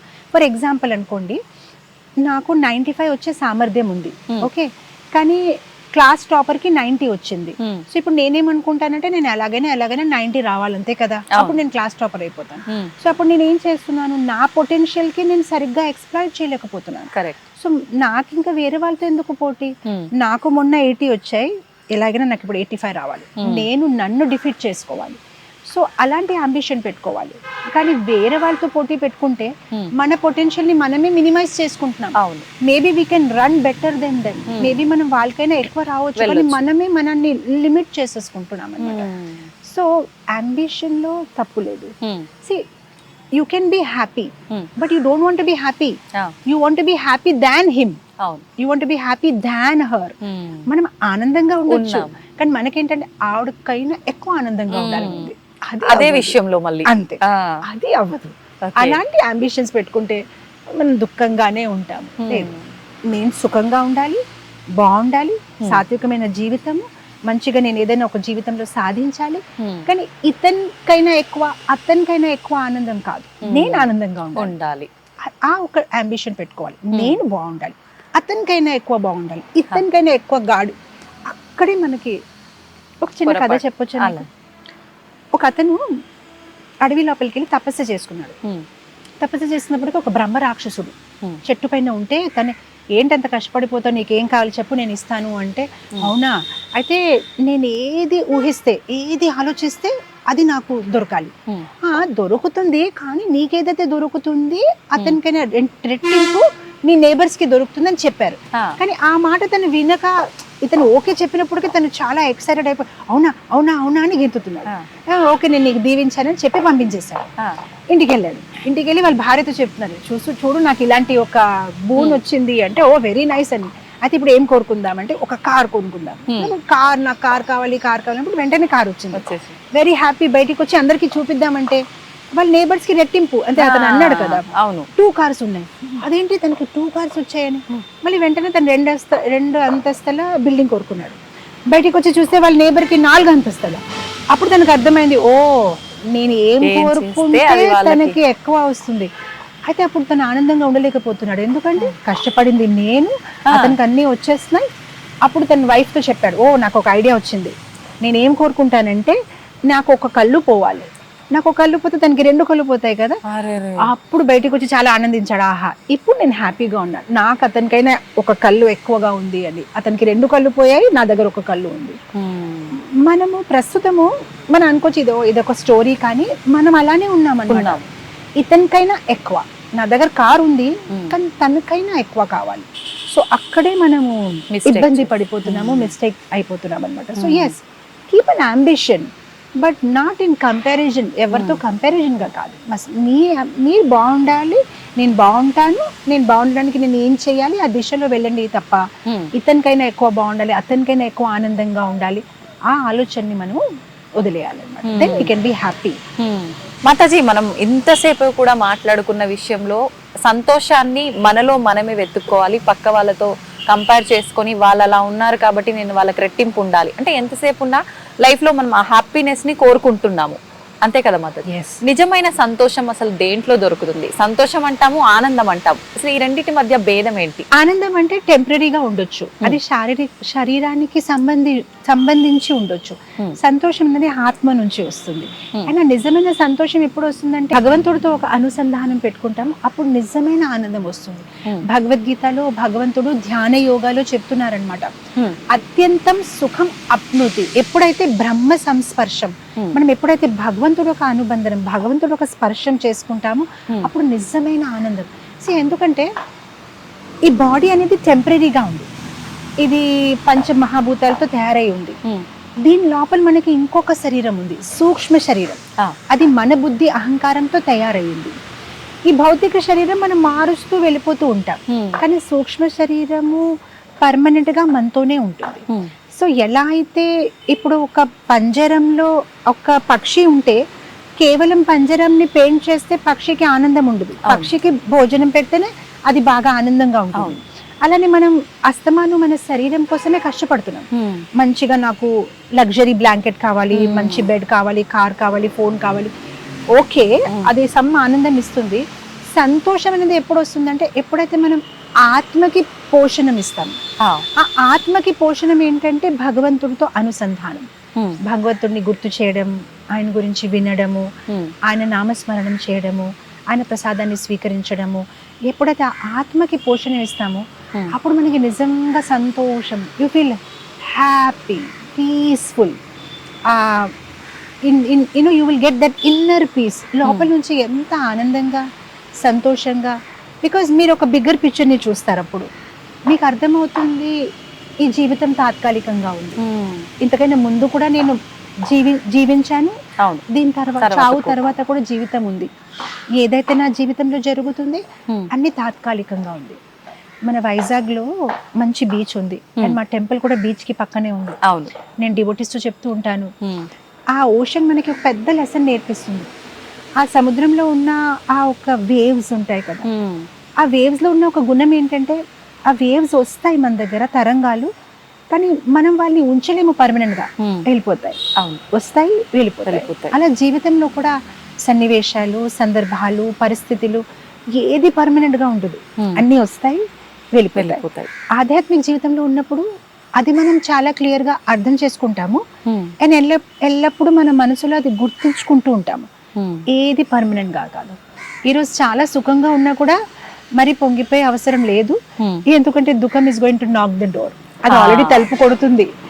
అండ్ దుఃఖంలో ఉన్నప్పుడు కూడా బాధపడే అవసరం లేదు, ఎందుకంటే సుఖం కూడా తలుపు దగ్గరే ఉంది, ఎప్పుడైనా రావు. రెండు పక్క పక్కనే ఉంటూ ఉంటాయి ఎప్పుడు కూడా. అండ్ ఏది శాశ్వతంగా ఉండదు, వస్తాయి వెళ్ళిపోతాయి. సో సుఖం వచ్చినప్పుడు పోలే ఆనందించండి, దుఃఖం వచ్చినప్పుడు మరి బాధపడిపోవద్దు. Everything is a passing phase, ఏది పర్మనెంట్ గా ఉండదు. సో ఆధ్యాత్మిక జీవితంలో వచ్చినప్పుడు ఇది మనకు ఒక పెద్ద లెసన్, గుణపాఠం. సో మనం ప్రతి పరిస్థితిని చాలా న్యూట్రల్ గా చూసుకోగలుగుతాము. సో ఎవరైనా మనతో సరిగా ప్రవర్తించలేకపోయినా కూడా మనం అనుకుంటాం దిస్ ఇస్ టెంపరరీ, అంతే, పర్మనెంట్ ఏమీ కాదు. Everything is going to pass, ప్రతిదీ పాస్ అయిపోతూ ఉంటుంది. అండ్ అఫ్ కోర్స్ ఆధ్యాత్మిక జీవితంలో వచ్చినప్పుడు మనకి కర్మ గురించి కూడా ఐడియా వచ్చేస్తుంది. అప్పుడు ఏమొస్తుందంటే ఎవరి మీద కోపం రాదు, మనకు అర్థమవుతుంది ప్రతిదీ పూర్వంలో నిర్ధారించబడింది. నా లైఫ్ లో పర్టికులర్ గా నేను నా ఇంట్లో, నా డోర్ లో, ప్రతి ప్లేస్ లో నేను ఒక ఇంగ్లీష్ లో ఒక ఇది రాశాను, మై కర్మ మై ఫాల్ట్, మై కర్మ మై ఫాల్ట్. నా జీవితంలో ఏదైతే జరుగుతుంది నా వల్లే, ఎవరి వల్ల కాదు. వాళ్ళకంత సామర్థ్యమే లేదు నాకు ఏదైనా చేయడానికైనా. ఏం జరిగినా మై కర్మ మై ఫాల్ట్, నా కర్మ నా ఫాల్ట్, ఇంకా ఎవరితో సంబంధం. అంటే అంత ఈజీగా తీసుకోగలగాలి అని అంటే ఆధ్యాత్మిక జీవనంలో వస్తే ఆటోమేటిక్ గా అది వచ్చేస్తుంది అంటారు. 100%. ఇప్పుడు ప్రస్తుతం ఉన్న వాళ్ళము ఏదైనా ఒక నలుగురం ఒక దగ్గర ఉన్నాము అంటే ఏదైనా జరిగితే ఇది నీ వల్లే జరిగింది, వెంటనే పక్క వాళ్ళని అనేస్తాం. కొన్ని సందర్భాల్లో నిజంగా వాళ్ళది అయినప్పటికీ కొన్ని సందర్భాల్లో మన మిస్టేక్ ఉన్నా కూడా పక్క వాళ్ళని ఎప్పుడు కూడా మనం ఏలెత్తి చూపిస్తూ ఉంటాం. మాతాజీ, నిజంగా ఈ విధానం అంతా కూడా పోవాలి అంటే ఒక ఆధ్యాత్మిక జీవనంలో అడుగు పెడితే సరిపోతుందా? 100%. నేను మామూలుగా మా స్టూడెంట్స్ కి ఎగ్జాంపుల్ ఇస్తూ ఉంటాను. మార్నింగ్ కాలేజ్కి వెళ్ళారు, కాలేజ్ వెళ్ళినప్పటికి టిఫిన్ ప్యాక్ చేసుకుంటారు కదా, క్యారేజ్ లో చపాతీ, సబ్జీ, సంథింగ్ మీరు వంట చేశారు, ప్యాక్ చేశారు, వెళ్ళిపోయారు. కాలేజ్కి వెళ్ళినప్పటికి ఓపెన్ చేసి చూస్తే స్పూన్ లేదు, చూస్తే కూరలో సాల్ట్ లేదు. ఎవరిది మిస్టేక్? మాతాజీ మాదే కదా మిస్టేక్, ఎందుకంటే మేమే ప్యాక్ చేసాం, మేమే వంట చేసాం, మేమే మర్చిపోయాం. మీరు ఇంకెవరికైనా దాని గురించి దోషం ఇస్తారా? లేదు, మేమే ప్యాక్ చేసాం. అలానే మన జీవితంలో కూడా మనం అనుకోవాలి, మన చుట్టుపక్కల ఉన్న మన కుటుంబంలో ఉన్న మన భార్య, భర్త, పిల్లలు, ఆఫీస్ కొలీగ్స్, ఇదంతా మనం ప్యాక్ చేసిన టిఫినే. ఆ ప్యాక్ చేసిన టిఫిన్ తర్వాత ఓపెన్ చేసి అయ్యో స్పూన్ లేదేంటి, సాల్ట్ లేదేంటి అంటే అరుస్తే ఏంటి లాభం? ప్యాక్ చేసింది మీరే. సో మన చుట్టూ ఎవరైతే ఉన్నారో ఆ ప్యాక్ చేసిన కర్మలు మందే. మనం ఎలా అయితే వాళ్ళతో పూర్వంలో ప్రవర్తించామో they just giving back to us. వాళ్ళు జస్ట్ మనకి అది బ్యాక్ ఇస్తున్నారు, కానీ బ్యాక్ ఇచ్చినప్పుడు మనకి ఇష్టం అవ్వట్లేదు. ఎందుకు లేదు స్పూన్ అంటే మరి మీరే పెట్టలేదు, మీరే పూర్వంలో మంచి కర్మ చేయలేదు, అందుకోసం మీకు ఇలాంటి ఒక సిచ్యువేషన్ ఏర్పడింది. సో ఆ ఒక జ్ఞానం ఉంటే you always able to discriminate. Okay, నా ఫాల్ట్ పూర్వంలో నేను ఇది చేసి ఉంటాను, అందుకోసం ఇలా అయ్యింది అని. ఇంకో విషయం, వేరే వాళ్ళ మీద ఫాల్ట్ పెట్టడము it's a sign of weakness. మన వీక్నెస్, మన ఇన్సెక్యూరిటీస్ ఉంటాయి. మన వీక్నెస్ ఉంటేనే మనం అలా చేస్తాం. ఎవరైతే చాలా స్ట్రాంగ్ పర్సన్ ఉంటారో వాళ్ళ ఫాల్ట్స్ ని కూడా చాలా స్ట్రాంగ్ గా సునాయాసంగా ఒప్పుకోగలుగుతారు. వేరే వాళ్ళకి తప్పు ఇచ్చేయడము చాలా ఈజీ, కానీ ప్రాబ్లం ఏంటంటే అప్పుడు మీ గ్రోత్ కి అవకాశమే లేదు. ఎందుకంటే మీరైతే మిస్టేక్ చేయలేదు కదా, తను చేస్తారు కదా, తన గురించి కదా లేట్ అయింది ప్రోగ్రామ్. సో ఇంకా మీకు ఇంప్రూవ్మెంట్ కి ఛాన్సే లేదు కదా, ఎందుకంటే అంత మిస్టేక్ తందే. తన తప్పు ఉన్నప్పుడు తను అది రైట్ మార్చుకోవడానికి చూసుకుంటది. అలా కాదు, ఇప్పుడు ఈ రోజు ప్రోగ్రామ్ లేట్ అయింది అనుకోండి, ఇప్పుడు నేను అంటాను మీ వల్ల, అతని వల్ల. సో ఇప్పుడు నాకు ఇంప్రూవ్మెంట్ కి ఛాన్స్ లేదు, ఎందుకంటే చేసిన తప్పు మీరందరూ చేశారు, నేనేం చేయలేదు. కానీ ఎప్పుడైతే మనం యాక్సెప్ట్ చేస్తాం నాది తప్పు, దెన్ ఇంప్రూవ్మెంట్ కి అవకాశం ఉంది కదా. ఓహో, నేను చేశాను తప్పు, సో నెక్స్ట్ టైం నేను ఎలా ఇంప్రూవ్ అవ్వాలి. మనం తప్పు ఒప్పుకుంటే వీఆర్ పవర్ఫుల్ పీపుల్, ఎందుకంటే మనం చేంజ్ చేయగలుగుతాం, we can change our self. కానీ మన తప్పు ఒప్పుకోకపోతే అతని వల్ల అంటే మనం ఏం ప్రోగ్రెస్ అవ్వలేమన్నమాట. మనం అక్కడే ఉండిపోతాం.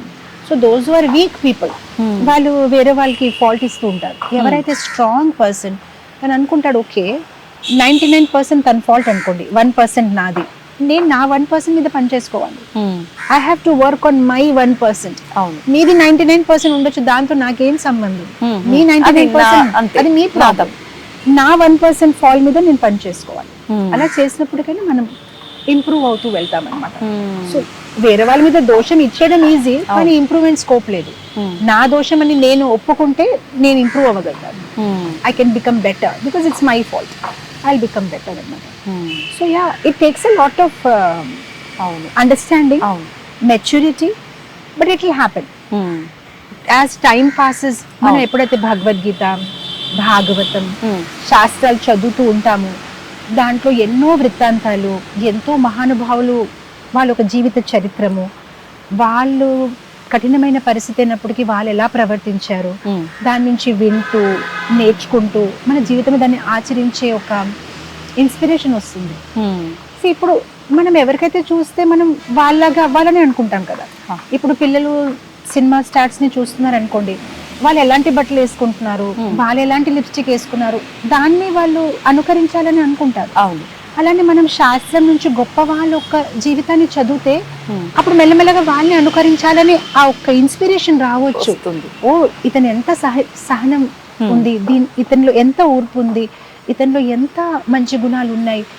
వింటూ వింటూ వింటూ ఆ మెల్లమెల్లగా ఆ మంచి గుణాలు మనలో కూడా ఉంటాయి. యాక్చువల్గా పద్మపురాణంలో అంటారు, మనం ఎవరి గురించి అయితే ఎక్కువగా వింటామో వాళ్ళు 1% క్వాలిటీ మనలో వచ్చేస్తుంది. సో ఇప్పుడు మనం all the time wrong association లో ఉన్నాం అనుకోండి, వాళ్ళు 1% క్వాలిటీ మనలో వచ్చేస్తుంది. ఇప్పుడు సోషల్ మీడియాలో అనేక చలచిత్రాలు చాలా వాయిలెంట్ గా ఉంటున్నాయి, అది చూస్తే ఏమవుతుంది, దాని 1% క్వాలిటీ మనలో వస్తుంది. అలాంటి మనం మంచి కంటెంట్ ని చూసామనుకోండి, ఆ 1% మంచి క్వాలిటీస్ మనలో వస్తుంది. అందుకోసం ఇప్పుడు అది మన డిసిషన్, మనం ఎలాంటి క్వాలిటీ మనలో మనం తీసుకురావాలని అనుకుంటున్నాం. ఇది చెప్తుంటే నాకు ఒక మాట గుర్తొచ్చింది. పిల్లలు కూడా పూర్వంలో మేము చిన్నప్పుడు మాకు వీడియో గేమ్స్ ఎలా ఉండేదంటే, ఒక సర్కస్, దాన్ని తను ఇలా గెంతాలి, ఒక గుర్రం మీద అలా తను రీచ్ అవ్వాలి, ఒక దాంట్లో ట్రెజర్ ఉంది, గోల్డ్ ఉంది, ఆ గోల్డ్ ని తను వెతుకొని చివరికి అది సాధిస్తాడు.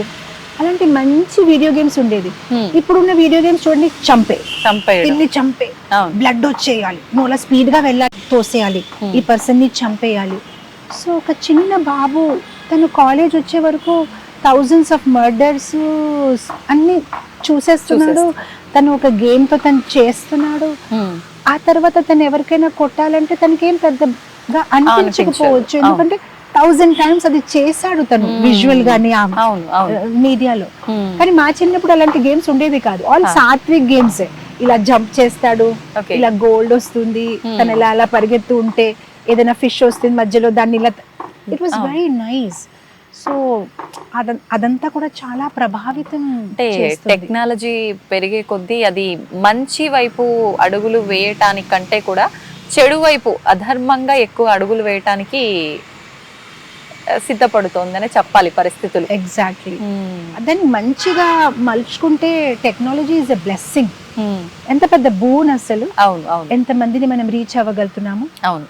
పూర్వంలో ఆధ్యాత్మిక జ్ఞానం అంటే గురుకులకి వెళ్ళాలి, అడవిలో ఉండాలి, గురుగారి దగ్గర సేవలు చేసుకుంటూ నేర్చుకుంటూ ఉండాలి. ఇప్పుడు 1 button అంతే, మీకు మంచిగా మీరు ఏం కావాలి ఆధ్యాత్మికత గురించి వినొచ్చు. సో మంచి ఛాన్సెస్ ఉన్నాయి యూజ్ చేయడానికి. Depends upon how we use it. మనం ఎలా యూజ్ చేస్తున్నాం మన పైన ఆధారపడి. అంతే. ఇప్పుడు మీరు అన్నట్టుగా ఈ సోషల్ మీడియా వల్ల చాలా మంది పైకి ఎదిగిన వాళ్ళు ఉన్నారు, అంతే రకంగా కింద పడిపోయిన వాళ్ళు ఉన్నారు. అంటే అది మనం ఎలా ఉపయోగించుకుంటున్నాము అనే దానిపైనే ఆధారపడి ఉంటుంది. మనం ఉపయోగించుకోవాలి దాన్ని మంచిగా అని అంటే ఇప్పుడు మీరన్నట్టు మనం ఏ బటన్ నొక్కుతున్నాము అంతే కదా. ఎగ్జాక్ట్లీ. సోషల్ మీడియా చాలా పెద్ద ఇన్ఫ్లుయెన్స్ క్రియేట్ చేస్తుంది. అండ్ సోషల్ మీడియాలో కూడా మనం చాలా సెలెక్టివ్గా ఉండాలి. మనం ఏం వింటున్నాం. మీరు సోషల్ మీడియాలో వెళ్ళి గీత చదివితే మన కోసం మంచిది కాదని ప్రెస్ చేయండి, అలా కూడా 1000 reasons వస్తాయి. ఎవ్రీథింగ్ బ్యాడ్ అండ్ గుడ్ అన్నమాట. సో ఈవెన్ సోషల్ మీడియా మీద కూడా కంప్లీట్ గా ఆధారపడకుండా ఏదైతే అథెంటిక్ సైట్స్ ఉంటాయి, మన మెంటర్స్, మన గురువుల దగ్గర అది ఒక ఫిల్టర్ లాగా చేసి వెళ్ళాలి. ప్రతిదీ చూసుకుని ఊరికే ఆ రీల్స్ అలా అలా చూసినప్పటికీ కూడా మనం కంప్లీట్ గా, అంటే కొందరు అంటారు లేదు మేము భక్తి చేస్తాం. ఎలా చేస్తున్నారు భక్తి అంటే? అదే రీల్స్ చూస్తాం, ఆధ్యాత్మిక రీల్స్ చూస్తాం. ఐ టెల్ యు ఒక స్టోరీ చెప్తాను. ఒక అతను చాలా పాపాలు చేశాడు. పాపాలు చేసినప్పటికీ చివరికి చనిపోయినప్పటికీ యమదూతలు వచ్చాయి. దూతలు వచ్చేసి, సార్ మీరు స్వర్గానికి వెళ్ళాలనుకుంటున్నారా, నరకాలకు వెళ్ళాలనుకుంటున్నారా, మీకు ఆ ఆప్షన్స్ ఉన్నాయంటే ఇతను వెంటనే, నేను ఎప్పుడు జీవితంలో గుడికి వెళ్ళలేదు, నాకు ఆధ్యాత్మికత గురించి ఎటువంటి జ్ఞానం లేదు, కానీ నాకు అంతైతే తెలుసు, మంచి కర్మాలు చేస్తే స్వర్గానికి వెళ్తాము, చెడు కర్మాలు చేస్తే నరకానికి వెళ్తాము, ఆ మాత్రం జ్ఞానం అయితే నాకు ఉంది. ఇదేంటి మీరు కొత్తగా అడుగుతున్నారు, ఆప్షన్ ఇస్తున్నారు నాకు, మీరు స్వర్గాన్ని వెళ్ళాలనుకుంటున్నారా నరకాన్ని, అలా ఆప్షన్స్ ఎలా ఉంటాయండి, నా కర్మ ప్రకారమే కదా ఉంటుందంటే వీళ్ళు వెంటనే, లేదండి ఇప్పుడు అంత గవర్నమెంట్ మారింది కదండి, అన్ని రూల్స్ మారాయండి, మీకు ఇప్పుడు ఆప్షన్స్ ఉన్నాయండి, మీరు ఎంచుకోండి అంటే, సరే అయితే ఎలా ఎంచుకోవాలంటే, ఇగోండి మీరు స్వర్గం వెళ్ళాలనుకుంటే ఇక్కడ బ్రోషర్ ఉంది, ఆ బ్రోషర్ని మీరు చూసుకోండి, దాంట్లో ఉన్న ఫెసిలిటీస్. మీరు నరకం వెళ్ళాలనుకుంటే ఇగోండి యూట్యూబ్ లింక్ ఉంది, దాంట్లో మీరు చూడండి అంటే, తన మనసులో అనుకున్నాడు, అయ్యో స్వర్గం ఇంకా చాలా బ్యాక్వర్డ్ గా ఉంది, ఇంకా బ్రోషర్స్ ఎవరు చూస్తారు, అన్ని యూట్యూబే కదా, నరకం చాలా టెక్నాలజికల్ అడ్వాన్స్ ఉంది, యూట్యూబ్ లింక్ ఉంది. తను హ్యాపీగా యూట్యూబ్ లింక్ పెట్టుకున్నాడు. పెట్టుకుంటే అందరూ చాలా ఎంజాయ్ చేస్తున్నారు, ఏదో తాగడము, స్మోకింగ్, ఇది అది ఇలా జంపింగ్ అనమాట. అబ్బా చాలా బాగుంది అని. వాళ్ళు 10 minutes తర్వాత వచ్చారు. సార్ డిసిషన్ తీసుకున్నారండి అంటే, అవును నేను నరకానికి వెళ్తాను. Are you sure sir? అవును నేను నరకానికే వెళ్తాను. ఓకే సరే సార్ రండి తీసుకొని, సార్ మీరు నరకానికి వెళ్ళాలనుకుంటే లిఫ్ట్లో బటన్ కొట్టండి, తిన్నంగా కిందకి వెళ్ళిపోయి నరకానికి వెళ్ళిపోతారు. ఒకవేళ లేదు నాకు స్వర్గాన్ని వెళ్ళాలని అనుకుంటే ఇగోండి మెట్లు ఉన్నాయి కదా, పైకి ఎక్కిపోండి, స్వర్గంకి వెళ్ళిపోతారు. ఇతను ఇంకా కన్విన్స్ అయిపోయాడు, మెట్టలా ఇంకా మెట్లు ఎక్కడ ఉంటున్నాయి, ఎక్స్కలేటర్స్ అన్ని చోట్ల, ఈ స్వర్గం అనేది చాలా టెక్నాలజికల్ గా బ్యాక్వర్డ్ ఉంది, ఇదే బాగుంది, లిఫ్ట్ లో నొక్కితే కిందకి వెళ్ళిపోతాను తిన్నాం. కానీ లేదండి నేను డిసిషన్ తీసుకుని నేను నరకానికే వెళ్తాను. సరే వెళ్ళండి సార్ అని లిఫ్ట్ లో బటన్ నొక్కాడు, తిన్నగా కిందకి వెళ్ళిపోయాడు. లిఫ్ట్ ఓపెన్ చేశారు. ఓపెన్ చేసినప్పటికీ చెడు వాసనం అనమాట. అక్కడ మలమూత్రాలు విసర్జించి ఇక్కడక్కడ అందరు ఏడుపులు ఏడుస్తున్నారు, అగ్గి కాలుస్తుంది అంతే. సో అప్పుడు వెంటనే నచ్చారు, మేడం మేడం సార్ మీరు రాంగ్గా తెచ్చారండి, ఈ రాంగ్ ప్లేస్ అండి, మేబీ బై మిస్టేక్ తెచ్చారండి, ప్లీజ్ నన్ను పైకి తీసుకురండి అంటే, వాళ్ళు పైనుంచి వచ్చారు. సార్ మీరే కదండి నరకాన్ని సెలెక్ట్ చేసుకున్నారు, కానీ ఆ యూట్యూబ్ లింక్ లో అలా లేదండి. యూట్యూబ్ లింక్ లో అందరు చాలా ఆనందంగా మంచి జల్సా కనిపించారని చేస్తున్నట్టు. అప్పుడు వెంటనే వాళ్ళ పై నుంచి that is our social media PR department అండి వాళ్ళ కొంచెం అలానే పరిస్థితి చూపిస్తూ ఉంటారండి. కానీ నరకం అలానే ఉంటుందండి, థ్యాంక్ యూ నండి అని వాళ్ళు వెళ్ళిపోయారు. ఇది ఉంది పరిస్థితి. ప్రస్తుతం ఏంటంటే ఆ మీడియా ద్వారా మనము ఆ మీడియాలో ఇలా చూపిస్తే you are like a perfect man, అలా హ్యాండ్ లో సిగరెట్ ఉండు, లేదంటే ఒక ఇలా స్మోక్ చేస్తూ ఆ రేమాండ్స్ ఇలా కోట్ వేసుకుంటూ అంటే అలా చూపిస్తున్నారు. పిల్లలకి కూడా వావ్ అలా ఉండాలా, అలా ఎంత బాగున్నాడు. వాళ్ళని వాళ్ళు ఒకసారి ఇమాజిన్ చేసుకొని ఇది బాగుంది అనే వేలోకి వెళ్ళిపోతున్నారు. రాంగ్ థింగ్స్ ని వాళ్ళు ప్రమోట్ చేస్తున్నారు. సో పిల్లలు కూడా ఓకే ఇలానే ఉండాలి, స్టైలిష్ అంటే ఇలానే ఉండాలి, సాత్వికంగా ఉంటే ఆహా అతను ఏంటి ఇలా ఉన్నాడు, టెంపుల్స్ కి వెళ్ళిపోయేవాడు. సో మన మీడియాకి కూడా ఒక బాధ్యత ఉంది. సరిగైన విలువల్ని వాళ్ళు ఫోకస్ తెస్తే the whole world will become a beautiful place. అందరూ చాలా మంచిగా తయారవుతారు. మనం సరిగైన ఐడియల్స్ మీద ఫోకస్ చేస్తాం. ఇప్పుడు మనం మీడియాలోనే ఇలా చూపించామనుకోండి, గుడికి వెళ్ళడమైనా, వేరే వాళ్ళకి ఉపకారం చేయడమైనా, సాత్వికమైన జీవితమే హీరో అలా ఉంటాడంటే అందరు ఆ హీరో లాగా అవ్వాలని అనుకుంటారు. కానీ మన మీడియాలోనే హీరో అంటే ఎవరికైనా చంపేస్తాడు, కొట్టేస్తాడు, తాగేస్తాడు, తినేస్తాడంటే ఓ అలా అవ్వాలని యువకులు అలా అట్రాక్ట్ అవుతారు. సో మనకెంత పెద్ద బాధ్యత ఉంది. మనం మన ఒక్క కమ్యూనిటీని ఎలా చూడాలనుకుంటున్నారు, మనం అలాంటి మీడియా కంటెంట్ రిలీజ్ చేయాలి. అవును, మీడియా కంటెంట్ రాంగ్ గా రిలీజ్ చేసిన తర్వాత ఇగో ఈ రేప్స్ ఎందుకు అయిపోయాయి కలకట్టాలో, ఇగో ఇదేలా ఎందుకు అయింది, అలా మళ్ళీ మీ వల్లే అయ్యింది. అది మీరు ఏదైతే ప్రకాశంలో తెచ్చారో, ఏదైతే హైలైట్ చేస్తున్నారో అందరు దాన్ని అనుకరిస్తున్నారు. మంచిది హైలైట్ చేయండి, అందరు మంచిగా అనుకరిస్తారు.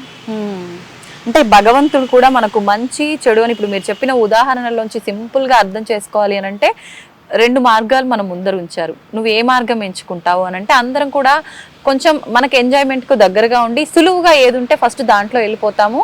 అదే అతి కష్టవంతమైనది. ముందుకు వెళ్తున్నా కొద్దీ ఏదైతే ముందు నుంచే మనం కష్టపడుతూ వెళ్తామో వెళ్ళేసరికి చివరికి అదే అందంగా ఉంటుంది అనటానికి ఒక నిదర్శనంగా చెప్పొచ్చు.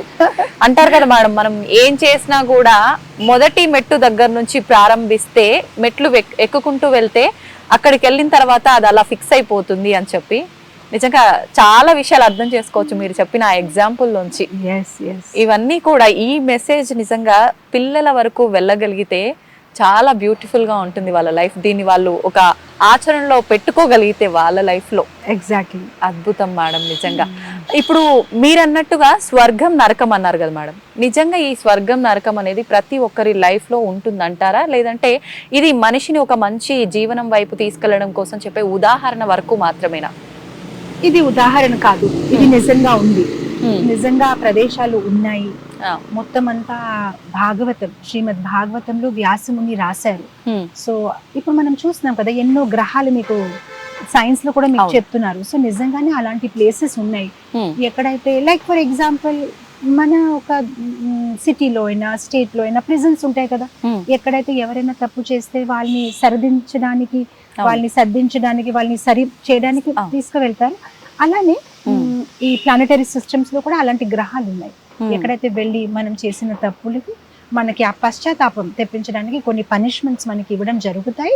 కొన్ని అక్కడ ఇవ్వడం జరుగుతాయి, కొన్ని బ్యాలెన్స్ పనిష్మెంట్స్ మళ్ళీ మనకి ఒక మానవ శరీరమైనా లేదంటే ఒక జంతు శరీరమైనా ఇవ్వడం జరుగుతుంది.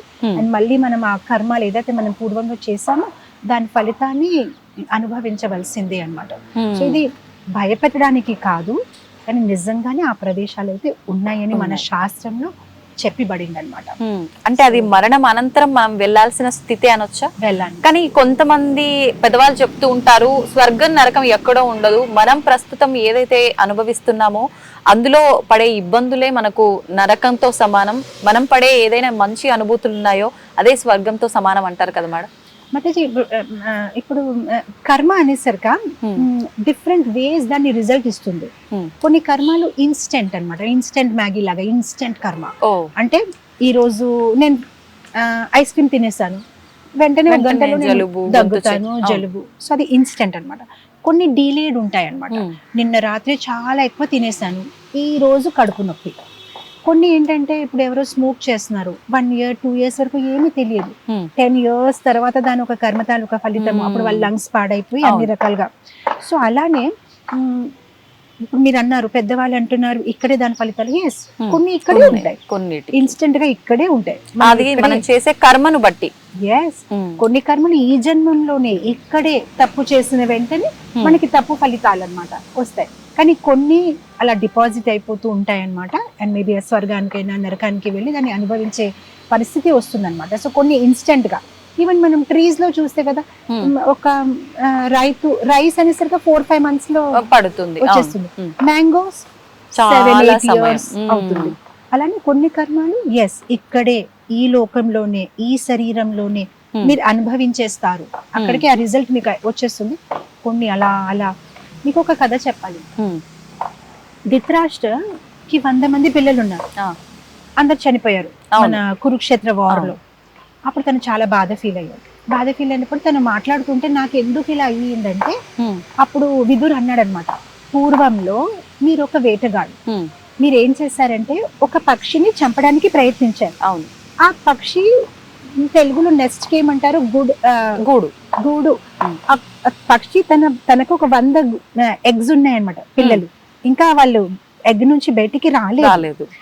అక్కడ అలా ఉంటే ఇతను ఆ పక్షి మీద బాణం వేసినప్పుడు అది ఎగిరి వెళ్ళిపోయింది.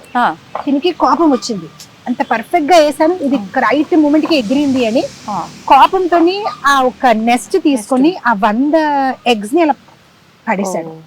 సో ఆ పక్షి ఏడ్చింది అనమాట, తన ముందు తన 100 పిల్లలు చనిపోయారు. సో మీరు అది చేశారు కనుక మీకు ఈ పనిష్మెంట్ వచ్చింది. ఈ లైఫ్ లో మీకు కూడా 100 మంది పిల్లలు మీ ఎదురుగానే ఆ కురుక్షేత్ర భూమిలో ఒక్కరి తర్వాత ఒక్కరు చనిపోయారు. అవును. సో ధృతరాష్ట్ర అన్నారు, కానీ మీరంటున్నారు ఇది ఎప్పుడో 50 జన్మల కిందట చేసిన పని, 50 జన్మల వరకు ఎందుకు వేచి ఉంది నాకు ఆ కర్మ ఫలితం ఇవ్వడము? సో అప్పుడు విదురు అన్నాడు, అంటే మీకు కొడుకు పుట్టాలంటే కూడా మీకు మంచి కర్మలు చేయాలి కదా, అలా పుట్టడు కదా, అందుకోసం 50 lifetimes మీరు చేసిన మంచి కర్మాల వల్ల మీకు 100 బాయ్స్ 100 మంది కొడుకులు మీకు పుట్టారు. అండ్ తర్వాత ఆ 50 lifetime బ్యాక్ చేసిన తప్పుకి ఈ రోజు మీకు పనిష్మెంట్ వచ్చింది అనమాట. సో మీరు చూడండి, కర్మను గాన ఆ కర్మ ఎలా ఉంటుంది అంటే దాని ఒక ఈక్వేషన్ ఎవరు చెప్పలేరు. మ్యాథ్స్ లో మీరు ఈజీగా చెప్పగలుగుతారు 2+2 4. మీరు చేసిన అదే వస్తుంది, నేను చేసిన అదే వస్తుంది, రాత్రి చేసిన అదే వస్తుంది, పొద్దున్న చేసిన అదే వస్తుంది, జర్మనీలో చేసిన అదే వస్తుంది. కానీ కర్మ అలా కాదు. మీరు ఎప్పుడు ఏది ఎలా ఏం చేశారు, దాంతో కృష్ణుడు ఎలాంటి కాంబినేషన్ పెడతారో తెలియదు, ఎలాంటి కర్మ ఎప్పుడు బయటికి వస్తుందో తెలియదు. ఇది చాలా కర్మనో గానాగతి, ఎవ్వరు అర్థం చేసుకోలేరు. చాలా గూఢమైన రహస్యమైన సైన్స్ ఇది. ఏం చేశారు పూర్వంలో, దాంతో ఏం మల్టిప్లై చేసి, ఏం డివైడ్ చేసి, ఏం సపరేట్ చేసి మీకు ఆ ప్రొడక్ట్ ని భగవంతుడు బయటికి ఇస్తాడు తెలియదు. ఆ సఫరింగ్ అయినప్పుడే అర్థమవుతుంది నేనేం చేశాను, జన్మలో ఏ పాపం చేశాను అంటుంటారు. నేనేం చేశాను, నేను పుట్టినప్పటి నుంచి ఎవరితో ఒక చెడు మాట మాట్లాడలేదు, నేను అందరితో ఎంత బాగుంటున్నాను, నాకెందుకు ఇలా అయ్యింది తెలియదు. పూర్వంలో ఎన్నెన్నెన్నెన్నో క్యాల్కులేషన్స్ ఉన్నాయి. అసలు ఈ కర్మ నుంచి మనం తప్పించుకునే అవకాశమే లేదా మాతాజీ? ఉంది, బై చాంటింగ్. యాక్చువల్గా మీరు ఏదైనా విత్తనం తీసుకుంటే దాన్ని మట్టిలో నాటితే నీళ్ళేస్తే మంచి మొక్క వస్తుంది. అవును. కానీ ఆ విత్తనాన్ని ఆయిల్ వేసి కొంచెం వేపేశారనుకోండి, దాని నుంచి ఏమీ రాదు. అలానే మనం చేసిన కర్మాలన్నీ విత్తనాల్లాగా ఉన్నాయి. మనం ఎవ్రీ సింగిల్ డే మన లైఫ్ లో విత్తనాన్ని నాటుతున్నాం. ఏ మొక్క ఎక్కడి నుంచి ఎప్పుడు ఎలా వస్తుంది తెలియదు. ఫలం మన హ్యాండ్ లో వచ్చినప్పుడు ఇదెక్కడి నుంచి వచ్చిందని అంటాం, కానీ మనమే ఎప్పుడు నాటేసి. సో శాస్త్రంలో అంటారు ఆ విత్తనాన్ని మీరు దాన్ని కాల్చేయండి. సో దానికి రామరక్ష స్తోత్రంలో ఒక శ్లోకం ఉంది, భర్జనం భవ బీజానాం అర్జనం సుఖ సంపదా తర్జనం యమదూతానాం రామ రామేతి గర్జనం. ఎవరైతే భగవంతుడు ఒక రామనామాన్ని తీసుకుంటారో వాళ్ళు ఏం చేస్తున్నారంటే భర్జనం భవ బీజానాం, ఆ విత్తనాలు ఏదైతే మీరు నాటారో అది పకోడీ అయిపోతాయి, దాని నుంచి ఏ మొక్క రాదు, పోతాయి. అర్జనం సుఖ సంపద, మీ ఇంట్లో సుఖము సంపద వస్తుంది. తర్జనం యమదూతానా, ఎప్పుడు మీరు యమదూతాన్ని చూసే అవసరం లేదు. తర్జనం వాళ్ళు వెళ్ళిపోతారు, మీ ఇంటిలో అడుగు వేయరు. అదంతా నీ జీవితంలో కావాలంటే రామ రామేతి గర్జనం, భగవంతుడు నామం నామము నామం, రామ రామ రామ. ఇంకా శాస్త్రంలో అంటారు, మీరు రామ అని అనేసరికానే, ఆ రా అనేసరికానే చేసిన అన్ని పాపాలు బయటికి వెళ్ళిపోతాయి. మా అని ఎందుకు అంటున్నామంటే, మా చెప్పినప్పుడు అది మళ్ళీ వెనక రాకుండా ఉంటాయి అన్నమాట. అంత పవిత్రమైనది రామనామం.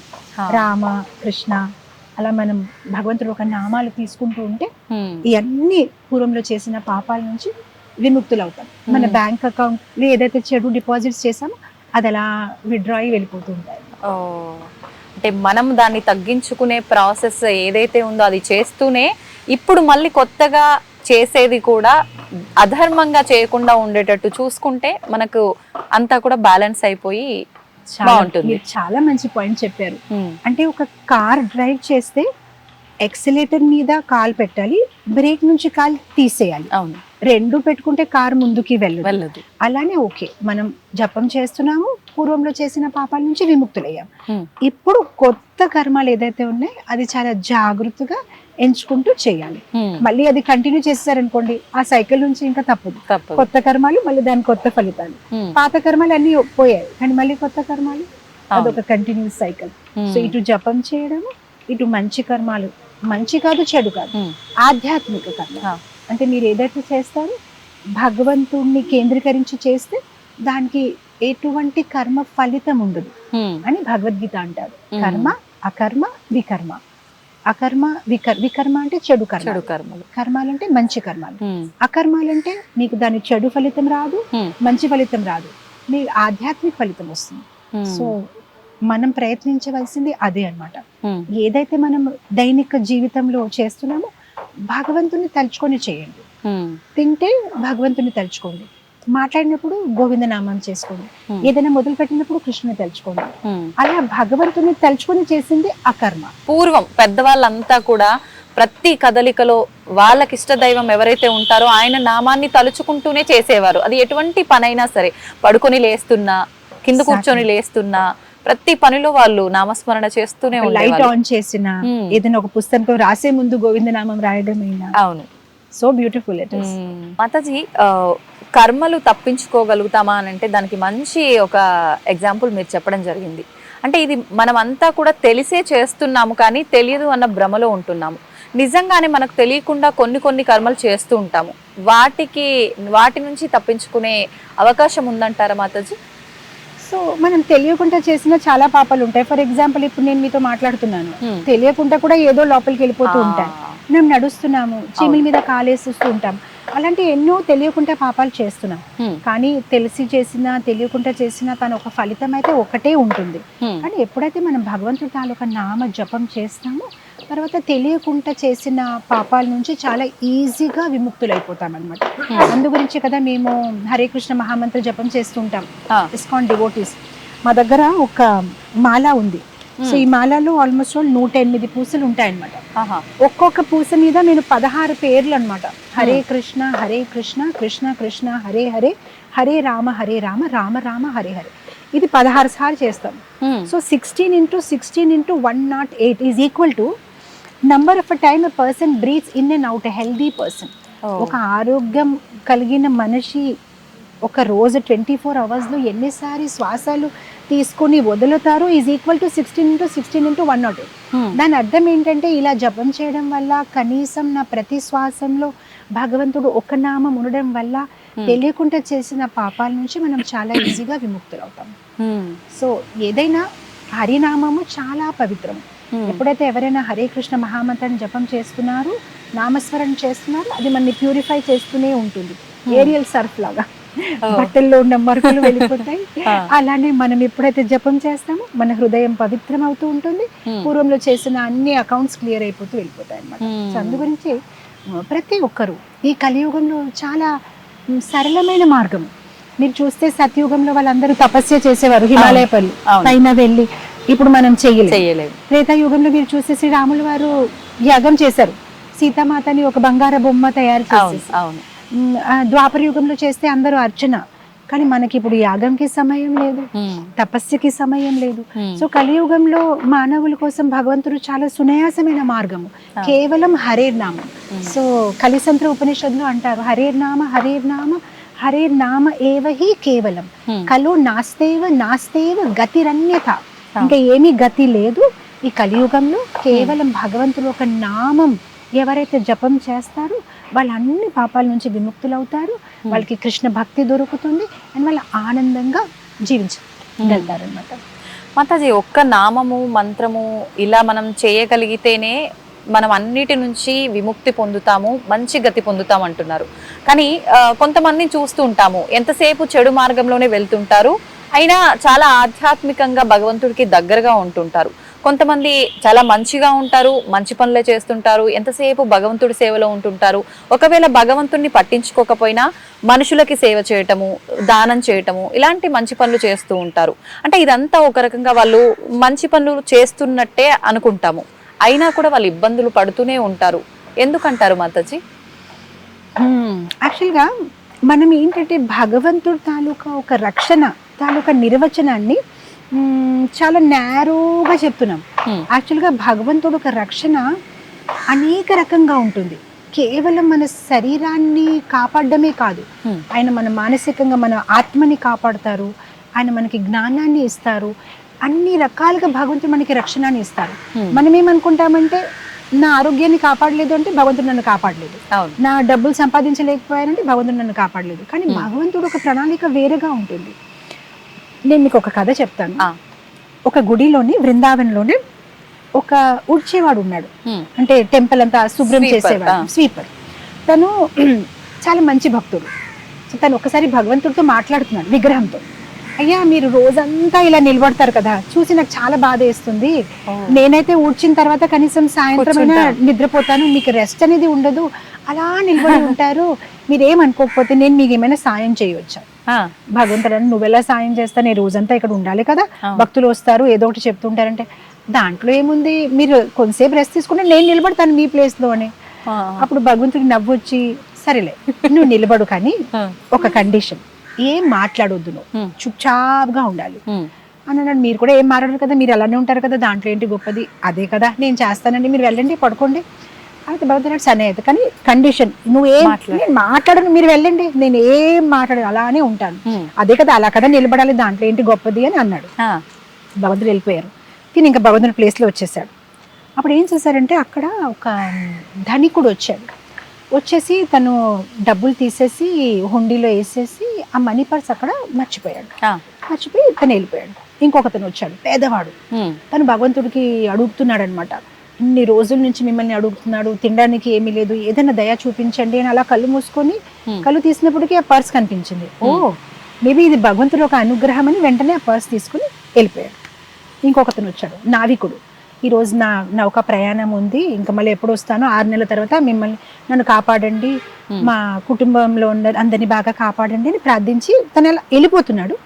ఆ లోపల ఏంటంటే ఆ ధనవంతుడు చూస్తే పర్స్ లేదని ఎవరో తీసుకున్నారని అనుకొని పోలీస్ స్టేషన్కి వెళ్ళాడు. తీసుకుని రండి మనం ఇచ్చేసుకుందాము, ఎవరిన పర్స్ తీసుకున్నారంటే ఆ లోపల గుడిలో ఎవ్వరు లేరు, ఇతనే ఉన్నాడు, నావికుడు ప్రార్థిస్తున్నాడు.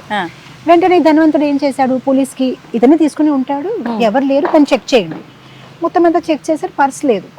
తను అంటున్నాడు, లేదు నేను ఒప్పుకొని, ఇతనే తీసుకొని ఉంటాడు. సో మొత్తం మీద ఏంటంటే ఈ పోలీస్ ఇంకా తన్ని అరెస్ట్ చేసి తీసుకెళ్ళిపోతాడు. ఇప్పుడు మన డూప్లికేట్ భగవంతుడు ఏదైతే ఉన్నాడో తను అన్ని చూస్తున్నాడు, కానీ చెప్దామంటే భగవంతుడు అన్నారు కదా ఏం మాట్లాడొద్దు. చివరికి ఇంకా ఊరుకోలేక ఆగండి తను ఏం చేయలేదు, తను ఏం తీసుకోలేదు, ఆ పేదవాడు ఎవరైతే ఆ టెంపుల్ బయట గుడిసెలో ఉంటున్నాడు తనే తీసుకున్నాడని చెప్పేశాడు. చెప్పేస్తే తిని వదిలేసి తను అరెస్ట్ చేశారు. ఇంకంతా అయిపోయింది. రాత్రి భగవంతుడు వచ్చినప్పటికీ ఎలా గడిపింది ఈ రోజు అంటే, చాలా బాగుంది, అసలు నేను చాలా హెల్ప్ చేశాను, చాలా మందికి న్యాయం చేశాను, నేను నీకు చెప్పాను కదా అసలు నువ్వు మాట్లాడవద్దంటే, అరే మీరు వినండి ఫస్ట్ నేను ఏం చేశాను, ఎంత గొప్ప పని చేశాను, మొత్తం స్టోరీ చెప్పాను.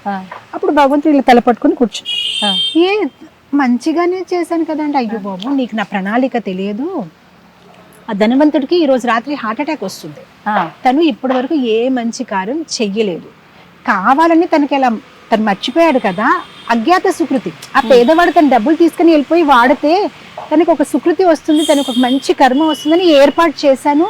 కనీసం పైకి వెళ్ళినప్పటికీ తనకు ఒక అవకాశం ఇస్తారు, మంచి పని చేస్తారు, నువ్వు ఆ అవకాశాన్ని తీసేసుకుంటావు. ఆ పేదవాడు ఉన్నాడా, తన ఆకలితో అలమడుతున్నారు వాళ్ళ ఫ్యామిలీ అంతా, ఈ రోజు వాళ్ళకి ప్రసాదం అందించకపోతే వాళ్ళు చనిపోతారు. అంత ప్రార్థించారు కదా, దానికి అందించాలని నేను అనుకున్నాను, అందుకోసం ఏర్పాటు చేశాను. అదంతా బాగానే ఉంది, కానీ వాళ్ళ పాపం నావికుడు తను ఏం తప్పు చేయలేదు కదా. నావికుడు ఏ నౌకలో అయితే ఈ రోజు వెళ్తున్నాడో ఆ నౌక మునిగిపోతుంది అనమాట. అందుకోసం నేను కావాలని ఇది చేశాను. తన రాత్రి అంతా జైల్లో ఉండిపోతే ఆ నౌక తను వదిలేసి వెళ్ళిపోతుంది కదా, ఆ షిప్ తన జీవితాన్ని కాపాడదామని నేను ఆ ప్రణాళిక వేశాను. అప్పుడు తను అనుకున్నాడు, భగవంతుడు ఇంత ప్రణాళిక ఉంటాయా మీకు? అప్పుడు కృష్ణుడు అంటున్నాడు, చూడు ఏదైతే మన జీవితంలో జరుగుతుంది, మనం ఇటు చూసామా అటు చూసామా, ఇలా నవ్వామా, ఇతను వచ్చాడా, అది పెట్టామా, ప్రతిదీ భగవంతుడు ఒక ప్లానింగ్ ఉంటుంది. ఈ నిమిషం అది మనకి ఇదేంటి ఇలా జరిగిందని అనిపించనిపిస్తుంది, దాని వెనక ఏంటి స్టోరీ మనకి తెలియదు. ఈవెన్ భగవంతుడు సమ్టైమ్స్ వి ఫీల్ ఇతను చాలా మంచివాడు, తనకెందుకు చెడు జరుగుతుంది, మనకి తెలియదు ఆ చెడు వెనక కూడా భగవంతుడు ఒక ప్రణాళిక ఎలా ఉంది. ఆ నిమిషం మనకు అది చెడు అవుతుందని అనిపించవచ్చు, మేబీ దానిలో ఏదైనా గుణపాఠం ఉంది, మేబీ భగవంతుడు ఒక ప్రణాళిక ఉంది. ఒక చిన్న ఎగ్జాంపుల్ చేస్తాను. ఆమె మదర్ ఆఫ్ 2 sons. మా పెద్దోడు చిన్నప్పుడు, టుడే హిస్ 24, చిన్నప్పుడు బాటిల్లో పాలు తాగుతారు కదా, డాక్టర్ దగ్గరికి వెళ్తే మీరు ఇలా పాలు తాగిపిస్తుంటే తను భోజనం తినడు, పాలు ఆపేయాలి. కానీ చిన్నోడు చిన్న బాబు కదా వినట్లేదు, ఆ పాల బాటిల్ చూస్తే తాగాలని అనిపిస్తుంది. నేనేం చేశాను, ఒకరోజు ఒక టాయ్ స్టోర్కి వెళ్ళిపోయి టాయ్ కాక్రోచ్ ఉంది కదా కొన్నాను, ఆ బాటిల్లో కాక్రోచ్ పెట్టేసి టేబుల్ మీద పెట్టాను. అతను చూసి నాకొద్దు, నేను తాగను, నాకొద్దు అంటే అప్పటి నుంచి రైస్ తినడం మొదలు పెట్టారు. ఇప్పుడు మీరు సడన్ గా ఇంటికి వస్తే మీరు ఏమనుకుంటారు నా గురించి, ఎంత క్రూరం అసలు, ఇలా కూడా ఎవరైనా ఉంటారా, చిచ్చే ఇలా ఉంటారా మాతాజీ. కానీ మీకు స్టోరీ మొత్తం తెలిస్తే మీకు అర్థమవుతుంది, అంటే నేను ఎందుకు చేస్తున్నాను, తను మంచిగా తినాలి. అలా మనకు ఒక్కొక్కసారి భగవంతుని చూస్తే ఇలా చేస్తారా, అసలు పాపం ఇంత మంచివాడు తనకి ఇలా చేశారు, స్టోరీ మొత్తం తెలియదు మనకి, స్టోరీ మొత్తం ఏముంది. తిట్టేస్తారు ఇంకా భగవంతుని మాతాజీ. అసలు నిజంగా ఉన్నాడా భగవంతుడు, లేనే లేడు, ఉంటే ఇలా చేస్తాడా, అసలు ఎంత కష్టం తెచ్చాడు చూడు వాళ్ళకి, ఇలా మాట్లాడతాడు. స్టోరీ మొత్తం తెలియదు, అసలు ఏముంది ఆ స్టోరీ. నేను నా క్లాసెస్ లో ఎప్పుడు చెప్తూ ఉంటాను, మన జీవితంలో ఏదైనా తప్పు జరిగితే మనం ఏమనుకోవాలంటే పిక్చర్ అవి బాకీ హై, మూవీ ఇంకా బాకీ ఉంది, ఇది ఓన్లీ ఇంటర్వెల్, ఇంకా స్టోరీ ఎండ్ అవ్వలేదు మనకి. ఇంటర్వెల్ లో కూడా మీరు మూవీస్ లో కూడా స్టార్టింగ్ ఇంటర్వెల్ బిఫోర్ హీరోకి అందరు కొట్టేస్తున్నారు, ఇది అది ఇది, తర్వాత తనకి చాలా కాన్ఫిడెన్స్ వచ్చేసి ఇంకా ఇంటర్వెల్ తర్వాత తనందరినీ, అలా మన జీవితంలో కూడా అలా ఎన్ని సందర్భాలు జరుగుతూ ఉంటాయి. మనకి తెలియదు కృష్ణ ఎలాంటి పరిస్థితులు మనకి ఎందుకు పెట్టాడు, దాని నుంచి మనం నేర్చుకోవాల్సిన గుణపాఠం ఏంటి, అది మన జీవితంలో ఎలా ఒక మార్పుల్ని తీసుకొస్తుంది మనకి తెలియదు. హ్యావ్ పేషెన్స్, పేషెన్స్, పేషెన్స్, ఊర్పు ఊర్పు ఊర్పు, వెయిట్ చేయాలి. పిక్చర్ అవి బాకీ ఉంది, ఇంకా ఎండింగ్ రాలేదు. అండ్ ఒకవేళ ఏదైనా మన జీవితంలో జరుగుతుందని ఒకటే అనుకోవాలి, this is not the end of the story. Interval తర్వాత పిక్చర్ని మార్చే అవకాశం మీ చేతిలో ఉంది. ఇప్పుడు వరకు భక్తి చెయ్యలేదు, భగవంతుని తలుచుకోలేదు, పర్వాలేదు, ఇప్పుడైనా మొదలు పెట్టండి, ఇప్పుడైనా కృష్ణుడు ఒక రక్షణ కోసం ప్రార్థించండి, ప్రే చేయండి. సో నేను ఎప్పుడు అంటూ ఉంటాను, ప్రేయర్స్ అంటే keep on doing until something happens. Push అని ఉంటుంది కదా, పుష్, ప్రే అంటిల్ సంథింగ్ హ్యాపెన్స్. చేస్తూనే ఉండండి. Lord has his own plan. ఒక ప్రత్యేకమైన మంత్రం కానీ శ్లోకం కానీ ఏదైనా ఉందా మాతాజీ, అలా ప్రతి నిత్యము స్మరించుకోవడానికి సంబంధించి? తప్పకుండా. కలిసంత్ర ఉపనిషత్తులో, భవిష్య పురాణంలో చెప్పిన ఈ ఒక మంత్రం ఉంది, హరే కృష్ణ కృష్ణ కృష్ణ హరే హరే, హరే రామ రామ రామ హరే హరే. వెరీ సింపుల్గా ఉంది, దీనికి ఎటువంటి రూల్స్ అండ్ రెగ్యులేషన్స్ లేదు. మీరు ఎక్కడ కావాలి, ఎప్పుడు కావాలి దీన్ని మీరు నామం చేసుకోవచ్చు. వంట చేసినప్పుడైనా, కార్లు తిరిగినప్పటికైనా, ఏదైనా పని చేసినప్పుడైనా, ఎటువంటి పరిస్థితుల్లో అయినా, ఈవెన్ లేడీస్ మెన్సురేషన్ సైకిల్ టైంకైనా, లేదైనా మీరు స్నానం చేసినా లేనా, ప్రతి పరిస్థితిలో చాలా పవిత్రమైన మంత్రము. కలియుగంలో అందరూ ఆ బిజీ స్కెడ్యూల్కి మైండ్లో పెట్టుకొని తయారు చేసిన ఈ మంత్రము. దానికి ఎటువంటి రూల్స్ అండ్ రెగ్యులేషన్స్ లేదు. ఎవరైనా ఎప్పుడైనా ఎటువంటి పరిస్థితులైనా ఈ మంత్రాన్ని జపం చేసుకోవచ్చు అన్నమాట. అంటే మామూలుగా ఆహారం అంటే మాంసాహార భోజనం తీసుకున్న టైంలో కానీ, లేదు అని అంటే ఇప్పుడు మీరు అన్నట్టుగా ఆడవారి ఆ 4 రోజుల సమయం ఏదైతే ఉందో ఆ సమయంలో ఎటువంటి నామం కూడా పలకటానికి వీల్లేదు అంటారు కదా మాతాజీ. ఎగ్జాక్ట్లీ, మీరు చెప్పింది కరెక్ట్. కొన్ని మంత్రాలు ఉన్నాయి, లైక్ గాయత్రి మంత్రమైన అలాంటి కొన్ని మంత్రాలు ఉన్నాయి. దానికి చాలా రూల్స్ అండ్ రెగ్యులేషన్స్ ఉన్నాయి. స్నానం ఆచరించాలి, ఈవెన్ మీరు వేసుకున్న బట్టలు కూడా మడిగా ఉండాలి అని చాలా రూల్స్ ఉన్నాయి. మనం అది కరెక్ట్గా చేయకపోతే దాని ఒక విపరీతమైన పరిణామాలు ఉంటాయి. కానీ హరే కృష్ణ మహామంత్రం చాలా సింపుల్. ఎటువంటి సిచ్యువేషన్లో అయినా, ఎప్పుడైనా, ఎక్కడైనా మీరు అదేంటంటే పోర్టేబుల్ గాడ్ అన్నమాట. మనం భగవంతుని చూడాలంటే టెంపుల్కి రావాలి కదా, లైన్ కట్టాలి. కానీ ఇది మనం ఒక పోర్టేబుల్గా మనం ఎక్కడ కావాలి అక్కడ ఏ నిమిషం అయితే మనం కృష్ణ అని అంటున్నామన్నట్టు ఆయన మన ఒక నాలుక మీద ఉన్నారనమాట. సో భాగవతంలో ఒక శ్లోకం ఉందన్నమాట, నామ చింతామణి కృష్ణ చైతన్య రస విగ్రహ పూర్ణ శుద్ధో నిత్యముక్తో అభిన్నత్వం నామ నామినే. అభిన్నత్వం నామ నామినే. భగవంతుడు ఒక నామానికి భగవంతుడికి ఎటువంటి తేడా లేదు. మనం ఎప్పుడైతే కృష్ణ అని పలుకుతున్నామో ఆయన మన నాలుక మీద ఉన్నారు. భగవంతుడు ఆయన నామ లోపల కాదు, భగవంతుడే నామము. ఆయన నామ రూప ఏది తేడా లేదనమాట. సో మనకి ఎప్పుడు కావాలి, ఎలాంటి పరిస్థితుల్లో అయినా మనం వెంటనే భగవంతుడు ఒక నామం తీసుకోవాలి. అంటే మనం ఆలయానికే వెళ్ళాల్సిన అవసరమే లేదు. భగవంతుడు మన ముందర ఉన్నట్లే. ఇన్ఫాక్ట్ నా సొంత జీవితంలో కూడా ఎటువంటి పరిస్థితి ఫేస్ అయినా కూడా ఇమ్మీడియట్లీ నేను జస్ట్ ఆ నామాన్ని, ఎలాంటి సిచ్యువేషన్ అయినా ఎక్కడైనా, so many situations we face, వెంటనే నేను భగవంతుడి నామం తీసుకున్నప్పటికీ I feel so safe, so protected. చాలా మంది అడుగుతుంటారు, how you are able to feel so safe. నేను ఒకటే అంటాను, భగవద్గీతలో ఒక శ్లోకం ఉంది, భోక్తారాం యజ్ఞతపసాం సర్వలోక మహేశ్వరం సుహృద సర్వభూతానం. సో నేను అంటాను, ఈ ప్రపంచంలో ఎవరైతే అందరికైనా మోస్ట్ పవర్ఫుల్ పర్సన్, తను నన్ను ప్రేమిస్తున్నాడు. అండ్ ప్రేమించడమే కాదు, సర్వభూతానం, తన అందరి హృదయంలో ఉన్నాడు. అండ్ తనకి ఎల్లప్పుడూ నా ఒక రక్షణ గురించి ఆలోచించే తప్ప ఇంకేం పని కూడా లేదు. నా గురించి ఆలోచిస్తూ ఉంటాను, ఎందుకంటే అందరికీ ఆ కస్టమైజ్ పరమాత్మ ఉన్నారు. మీకు హృదయంలో మీ కృష్ణుడు ఉన్నారు, నా హృదయంలో నా కృష్ణుడు ఉన్నారు. సో అది మనకి ఎంత కాన్ఫిడెన్స్ని ఇస్తుంది. The most powerful person in the world is my friend. He loves me and తనకి నా తప్ప ఇంకేం పని లేదు. జస్ట్ నేను ఎలా ఉండాలి, నన్ను కాపాడుతూ ఉంటారు. సో అది మనకి ఎంత ధైర్యంని ఇస్తుంది అన్నమాట. అంటే మనం మామూలుగా ఆలోచిస్తుంటాము, అది మానవ సంబంధాల మధ్య ఇలాంటి విషయాలన్నీ ఉండాలి అని చెప్పి కొన్ని హోప్స్ పెట్టుకుంటారు. కానీ అవన్నీ భగవంతుడి దగ్గర నుంచి కూడా మనకు లభిస్తాయి, మనం కనుక ఆయనని. ఓకే, చెప్పింది రైట్. మనం అనుకుంటాం ఇతను నాకు సహాయం చేయగలుగుతారు. Oh Krishna is the ultimate. In fact నాకు ఇష్టమైన ఒక పాట పాడమంటారా? ఒక 2 లైన్స్. అంటే నాకు ఎప్పుడైనా ఏదైనా ఫీల్ అయితే నేను ఇది అనుకుంటాను, చింతకు చోటు లేదు నా హృదయంలో చేరి శ్రీమన్నారాయణ దయా నాకు ఉండగా. చింతకు చోటు లేదు నా హృదయంలో నది సముద్రములేవైనా భయము నాకు ఏలనో.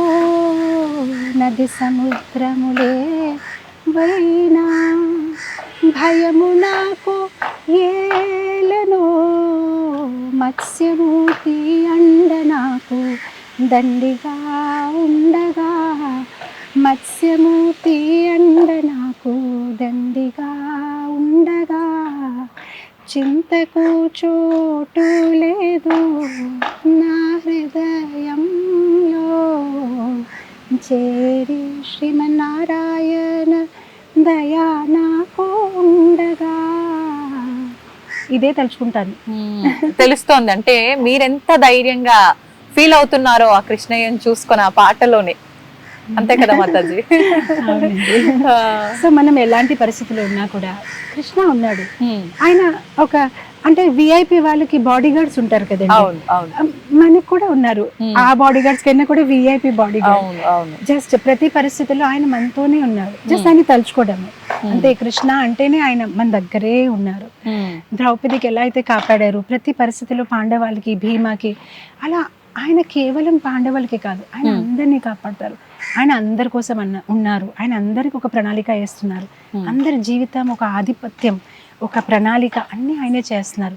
జస్ట్ మనం ఆయన వైపు చూడట్లేదు, మనకు ఆ నమ్మకం లేదు, మన ఆయన్ని పిలవట్లేదు అంతే. ద్రౌపదికి ఒకసారి హస్తినాపూర్లో యుద్ధం అంతా అయిపోయిన తర్వాత ద్రౌపది అనిందనమాట, కృష్ణ మీ మీద నాకు చిన్న కోపం ఉంది. ఆ అసత్ సభలో నా చీరలంతా లాగుతూ ఉంటే నేను నిన్ను పిలిచాను, ఎందుకు ఆలస్యంగా వచ్చావు నువ్వు? అప్పుడు వెంటనే రావాలి కదా. అప్పుడు కృష్ణుడు అన్నాడు, నీ ప్రార్థన నువ్వు ఎలాంటి ప్రార్థన చేసావు అంటే ఆవిడ మొత్తం పాడింది ప్రార్థన. అప్పుడు నువ్వు ప్రార్థనలో ఏం చెప్పావంటే, ఓ కృష్ణ, ఎవరైతే ద్వారకలో ఉంటున్నాడో దయచేసి ద్వారకా నుంచి తొందరగా రా అని అన్నావు. అసలు నేను ద్వారకను లేను, నేను నీ పక్కనే ఉన్నాను. నువ్వు అలా ఉన్నావని మళ్ళీ నేను ద్వారకాకి వెళ్ళి నా డ్రైవర్తో వచ్చాను, అందుకోసం ఆలస్యం అయ్యింది. నేను నీ దగ్గరే ఉన్నాను, నువ్వెందుకు అన్నావు ద్వారకా నుంచి రా అని అన్నావు, నేను నీ దగ్గరే ఉన్నాను. సో ఆ ద్రౌపది పాడిన ఆ ప్రార్థన ఉంది కదా, అసత్ సభలో ఎప్పుడైతే చీర లాగుతున్నారో అక్కడ ఆవిడ అంటుంది, ద్వారకాధీశ్ అనమాట, అదే ఆవిడ అంటుంది, శంఖ చక్ర గదా పాణి ద్వారికా నిలయచ్యుతా గోవిందా పుండరీకాక్ష రక్షమాం శరణాగతి. సో ద్వారక, అందుకోసం ఆలస్యం అయింది, నేను నీ దగ్గరే ఉన్నాను. సో కృష్ణ మన దగ్గరే ఉన్నాడు, జస్ట్ మీరు పిలవండి. అతను వెయిట్ చేస్తున్నారు. జస్ట్ లైక్ తల్లిదండ్రులు ఒక్కసారి పిల్లలు ఆడుతూ ఉంటే పడుతుంది, అమ్మ అంటే అమ్మ వచ్చేస్తుంది, కనీసం పిలవండి. మనకి పిలవడానికి నమ్మకం లేదు, బద్ధకం ఉంది. పిలిస్తే చాలు, ఆయన రెడీగా ఉన్నారు అందరినీ సాయం చేయడానికి. ఓకే మాతాజీ, ఒక్క విషయం అడుగుతా, మీరు తప్పుగా అనుకోవద్దు, సరేనా? తప్పకుండా అడగండి. అంటే చాలా మంది భగవంతుని నమ్మని నాస్తికులు, మూర్ఖులు ఉంటారు కదా, అటువంటి వారు చెప్తారు ఏంటి అంటే, ఇప్పుడు మీరు చెప్పిన మాటలన్నీ బట్టి నేను అనుకుంటున్నాను, నిజంగా భగవంతుడు మన వెన్నంటే ఉంటాడు, మనం పిలిస్తే వస్తాడు, అన్ని సందర్భాల్లో మనకు కంటికి కనిపించకపోయినా ఆయన వంతు ప్రయత్నం, ఆయన సహాయం మనకి ఇస్తాడు అని నేను నమ్ముతున్నాను మీ మాటల్ని బట్టి. కానీ ఇటువంటి నాస్తికులు, మూర్ఖులు ఉంటారు, వీళ్ళు అదే లోకంలో ఎప్పుడూ ఉంటారు. కృష్ణుడు కృష్ణుడు కృష్ణుడు అంటే, ఒక కృష్ణుడు అనే కాదు, ఏ భగవంతుని ఎవరు నమ్ముతారో వాళ్ళ విధానంలో వాళ్ళు ఆ లోకంలో ఎప్పుడు ఉంటారు. కాబట్టి వాళ్ళు అలా ఫీల్ అవుతుంటారు, ఎవరు చేసుకున్న కర్మను బట్టదే, అంతేగాని అదంతా ఏం ఉండదు, అదొక లోకం అంతే, ఇలా మాట్లాడేస్తారు. అటువంటి వాళ్ళకి ఏం చెప్తారు మాతాజీ? యాక్చువల్గా మాతాజీ, సో మెనీ ఎన్ని నిజమైన ఘటనలు ఉన్నాయి. ఎక్కడైతే మీరు ఇన్ఫ్యాక్ట్ నేను ఒక పుస్తకం రాస్తున్నాను, త్వరలోనే అది రిలీజ్ అవుతుంది. మిరాకిల్స్, భగవంతుడు చేసిన మిరాకిల్స్ ఏమంటారు దాన్ని తెలుగులో, చమత్కారాలు. ఏదైతే ఆ పూర్వంలో సత్యుగ ద్వాపర త్రేత కాదు, ఇప్పుడు కలియుగంలో స్వయంగా భక్తులు అనుభవించిన ఆ చమత్కారాలు, ఆ మిరాకిల్స్ గురించి నేను ఒక పుస్తకం రాస్తున్నాను. సో ఎలా విగ్రహాలు ఎలా భక్తులతో ప్రతిస్పందిస్తున్నారు, దాని రుజువులతోని నేను దాన్ని త్వరలోనే రిలీజ్ చేస్తున్నాను. దానిలో నేను 64 కథలు రాశాను అనమాట. సో నేను ఒక్క సింపుల్ కథ చెప్తాను, అలా చాలా ఉన్నాయి స్టోరీస్, మరొకసారి మీతో నేను మాట్లాడతాను. కానీ నిజమైన ఘటన, బృందావన్లో ఒక లేడీ ఉంది, ఆవిడకి చిన్న లడ్డు గోపాలు ఉన్నారు. ఆవిడకి లడ్డు గోపాలు అంటే చాలా ప్రేమ. జస్ట్ మనం పిల్లల్లాగానే డ్రెస్ చేస్తూ, స్నానం చేస్తూ, తినిపిస్తూ, ఇది అది, చలికాలంలో స్వెటర్ వేస్తూ చాలా ప్రేమగా. మెల్లమెల్లగా ఆవిడ వృద్ధాప్యతని చేరింది.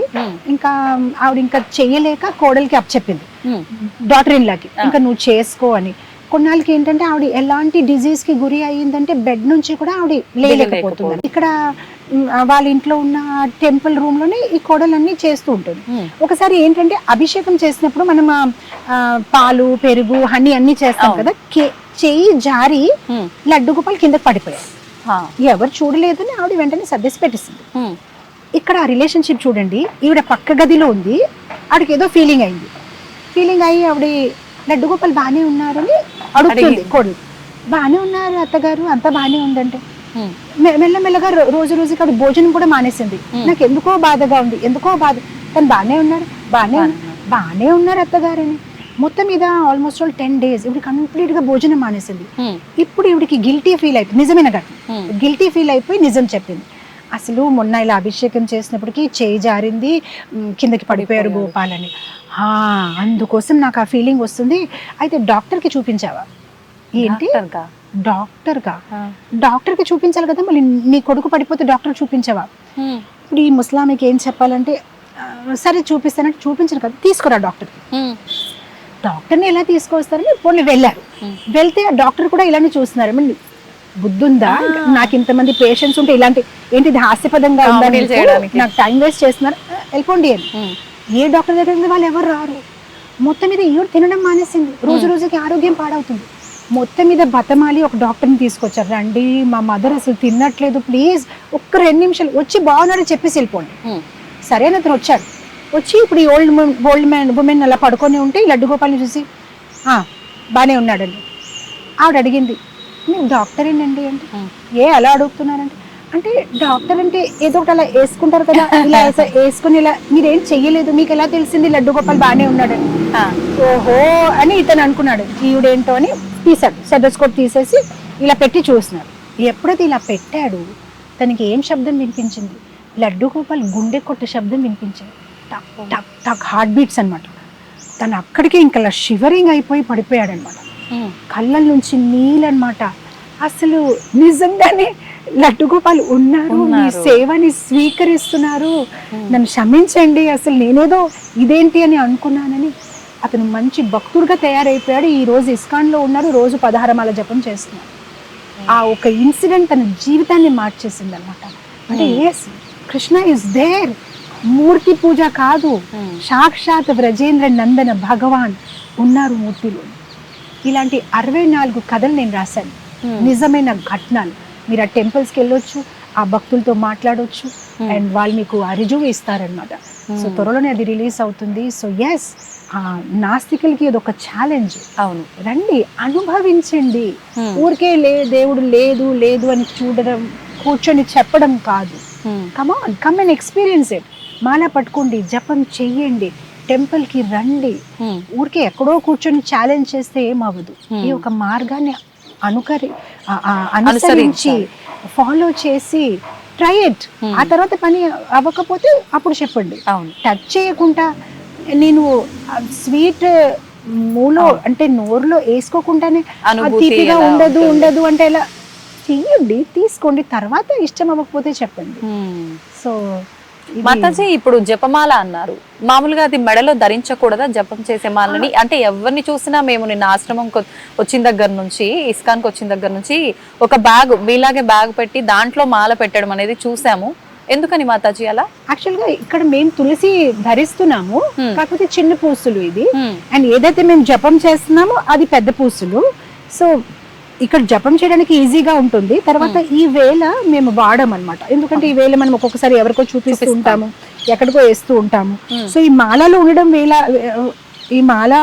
వల్ల జప బ్యాగ్ లో ఉండడం వల్ల ఏంటంటే పవిత్రంగా ఉంటుంది. ప్లస్ ఇక్కడ ఒక ప్లేస్ ఉంటుంది, ఇలా ఆ వేళ బయటికి తీసేసి ఇలా జపం చేస్తూ ఉంటాం అన్నమాట, హరే కృష్ణ మహామంత్రం అన్నమాట. సో ఆ తర్వాత ఏంటంటే మనకి ఈ బ్యాగ్ లేదనుకోండి, ఇక్కడక్కడ మాల పెట్టేసుకుంటాం. ఇది పవిత్రమైన మాల, కృష్ణనామాన్ని చేస్తున్నాం. మీ జపం అయిపోతే దీని ఇలా వేలాడొచ్చు అనమాట పూజ గదిలో అనమాట. అండ్ మెడలో ఎందుకు ఉంచుతామంటే, మెడలో ఉంచలేదనుకోండి ఊరికే ఎవరితో మాట్లాడేసి కాలక్షేపం చేసి సమయాన్ని వృధా చేసుకుంటాం. మెడలో ఉందనుకోండి అస్తమాను గుర్తొస్తుంది, సమయం నష్ట చేయకూడదు, వేస్ట్ చేయకూడదు. ఏమీ సేవ లేకపోతే మాల చేసుకోండి, సేవ ఉంటే మాల దాన్ని పెట్టేసుకోండి, సేవ చేసుకోండి, సేవ లేకపోతే మాల చేసుకోండి.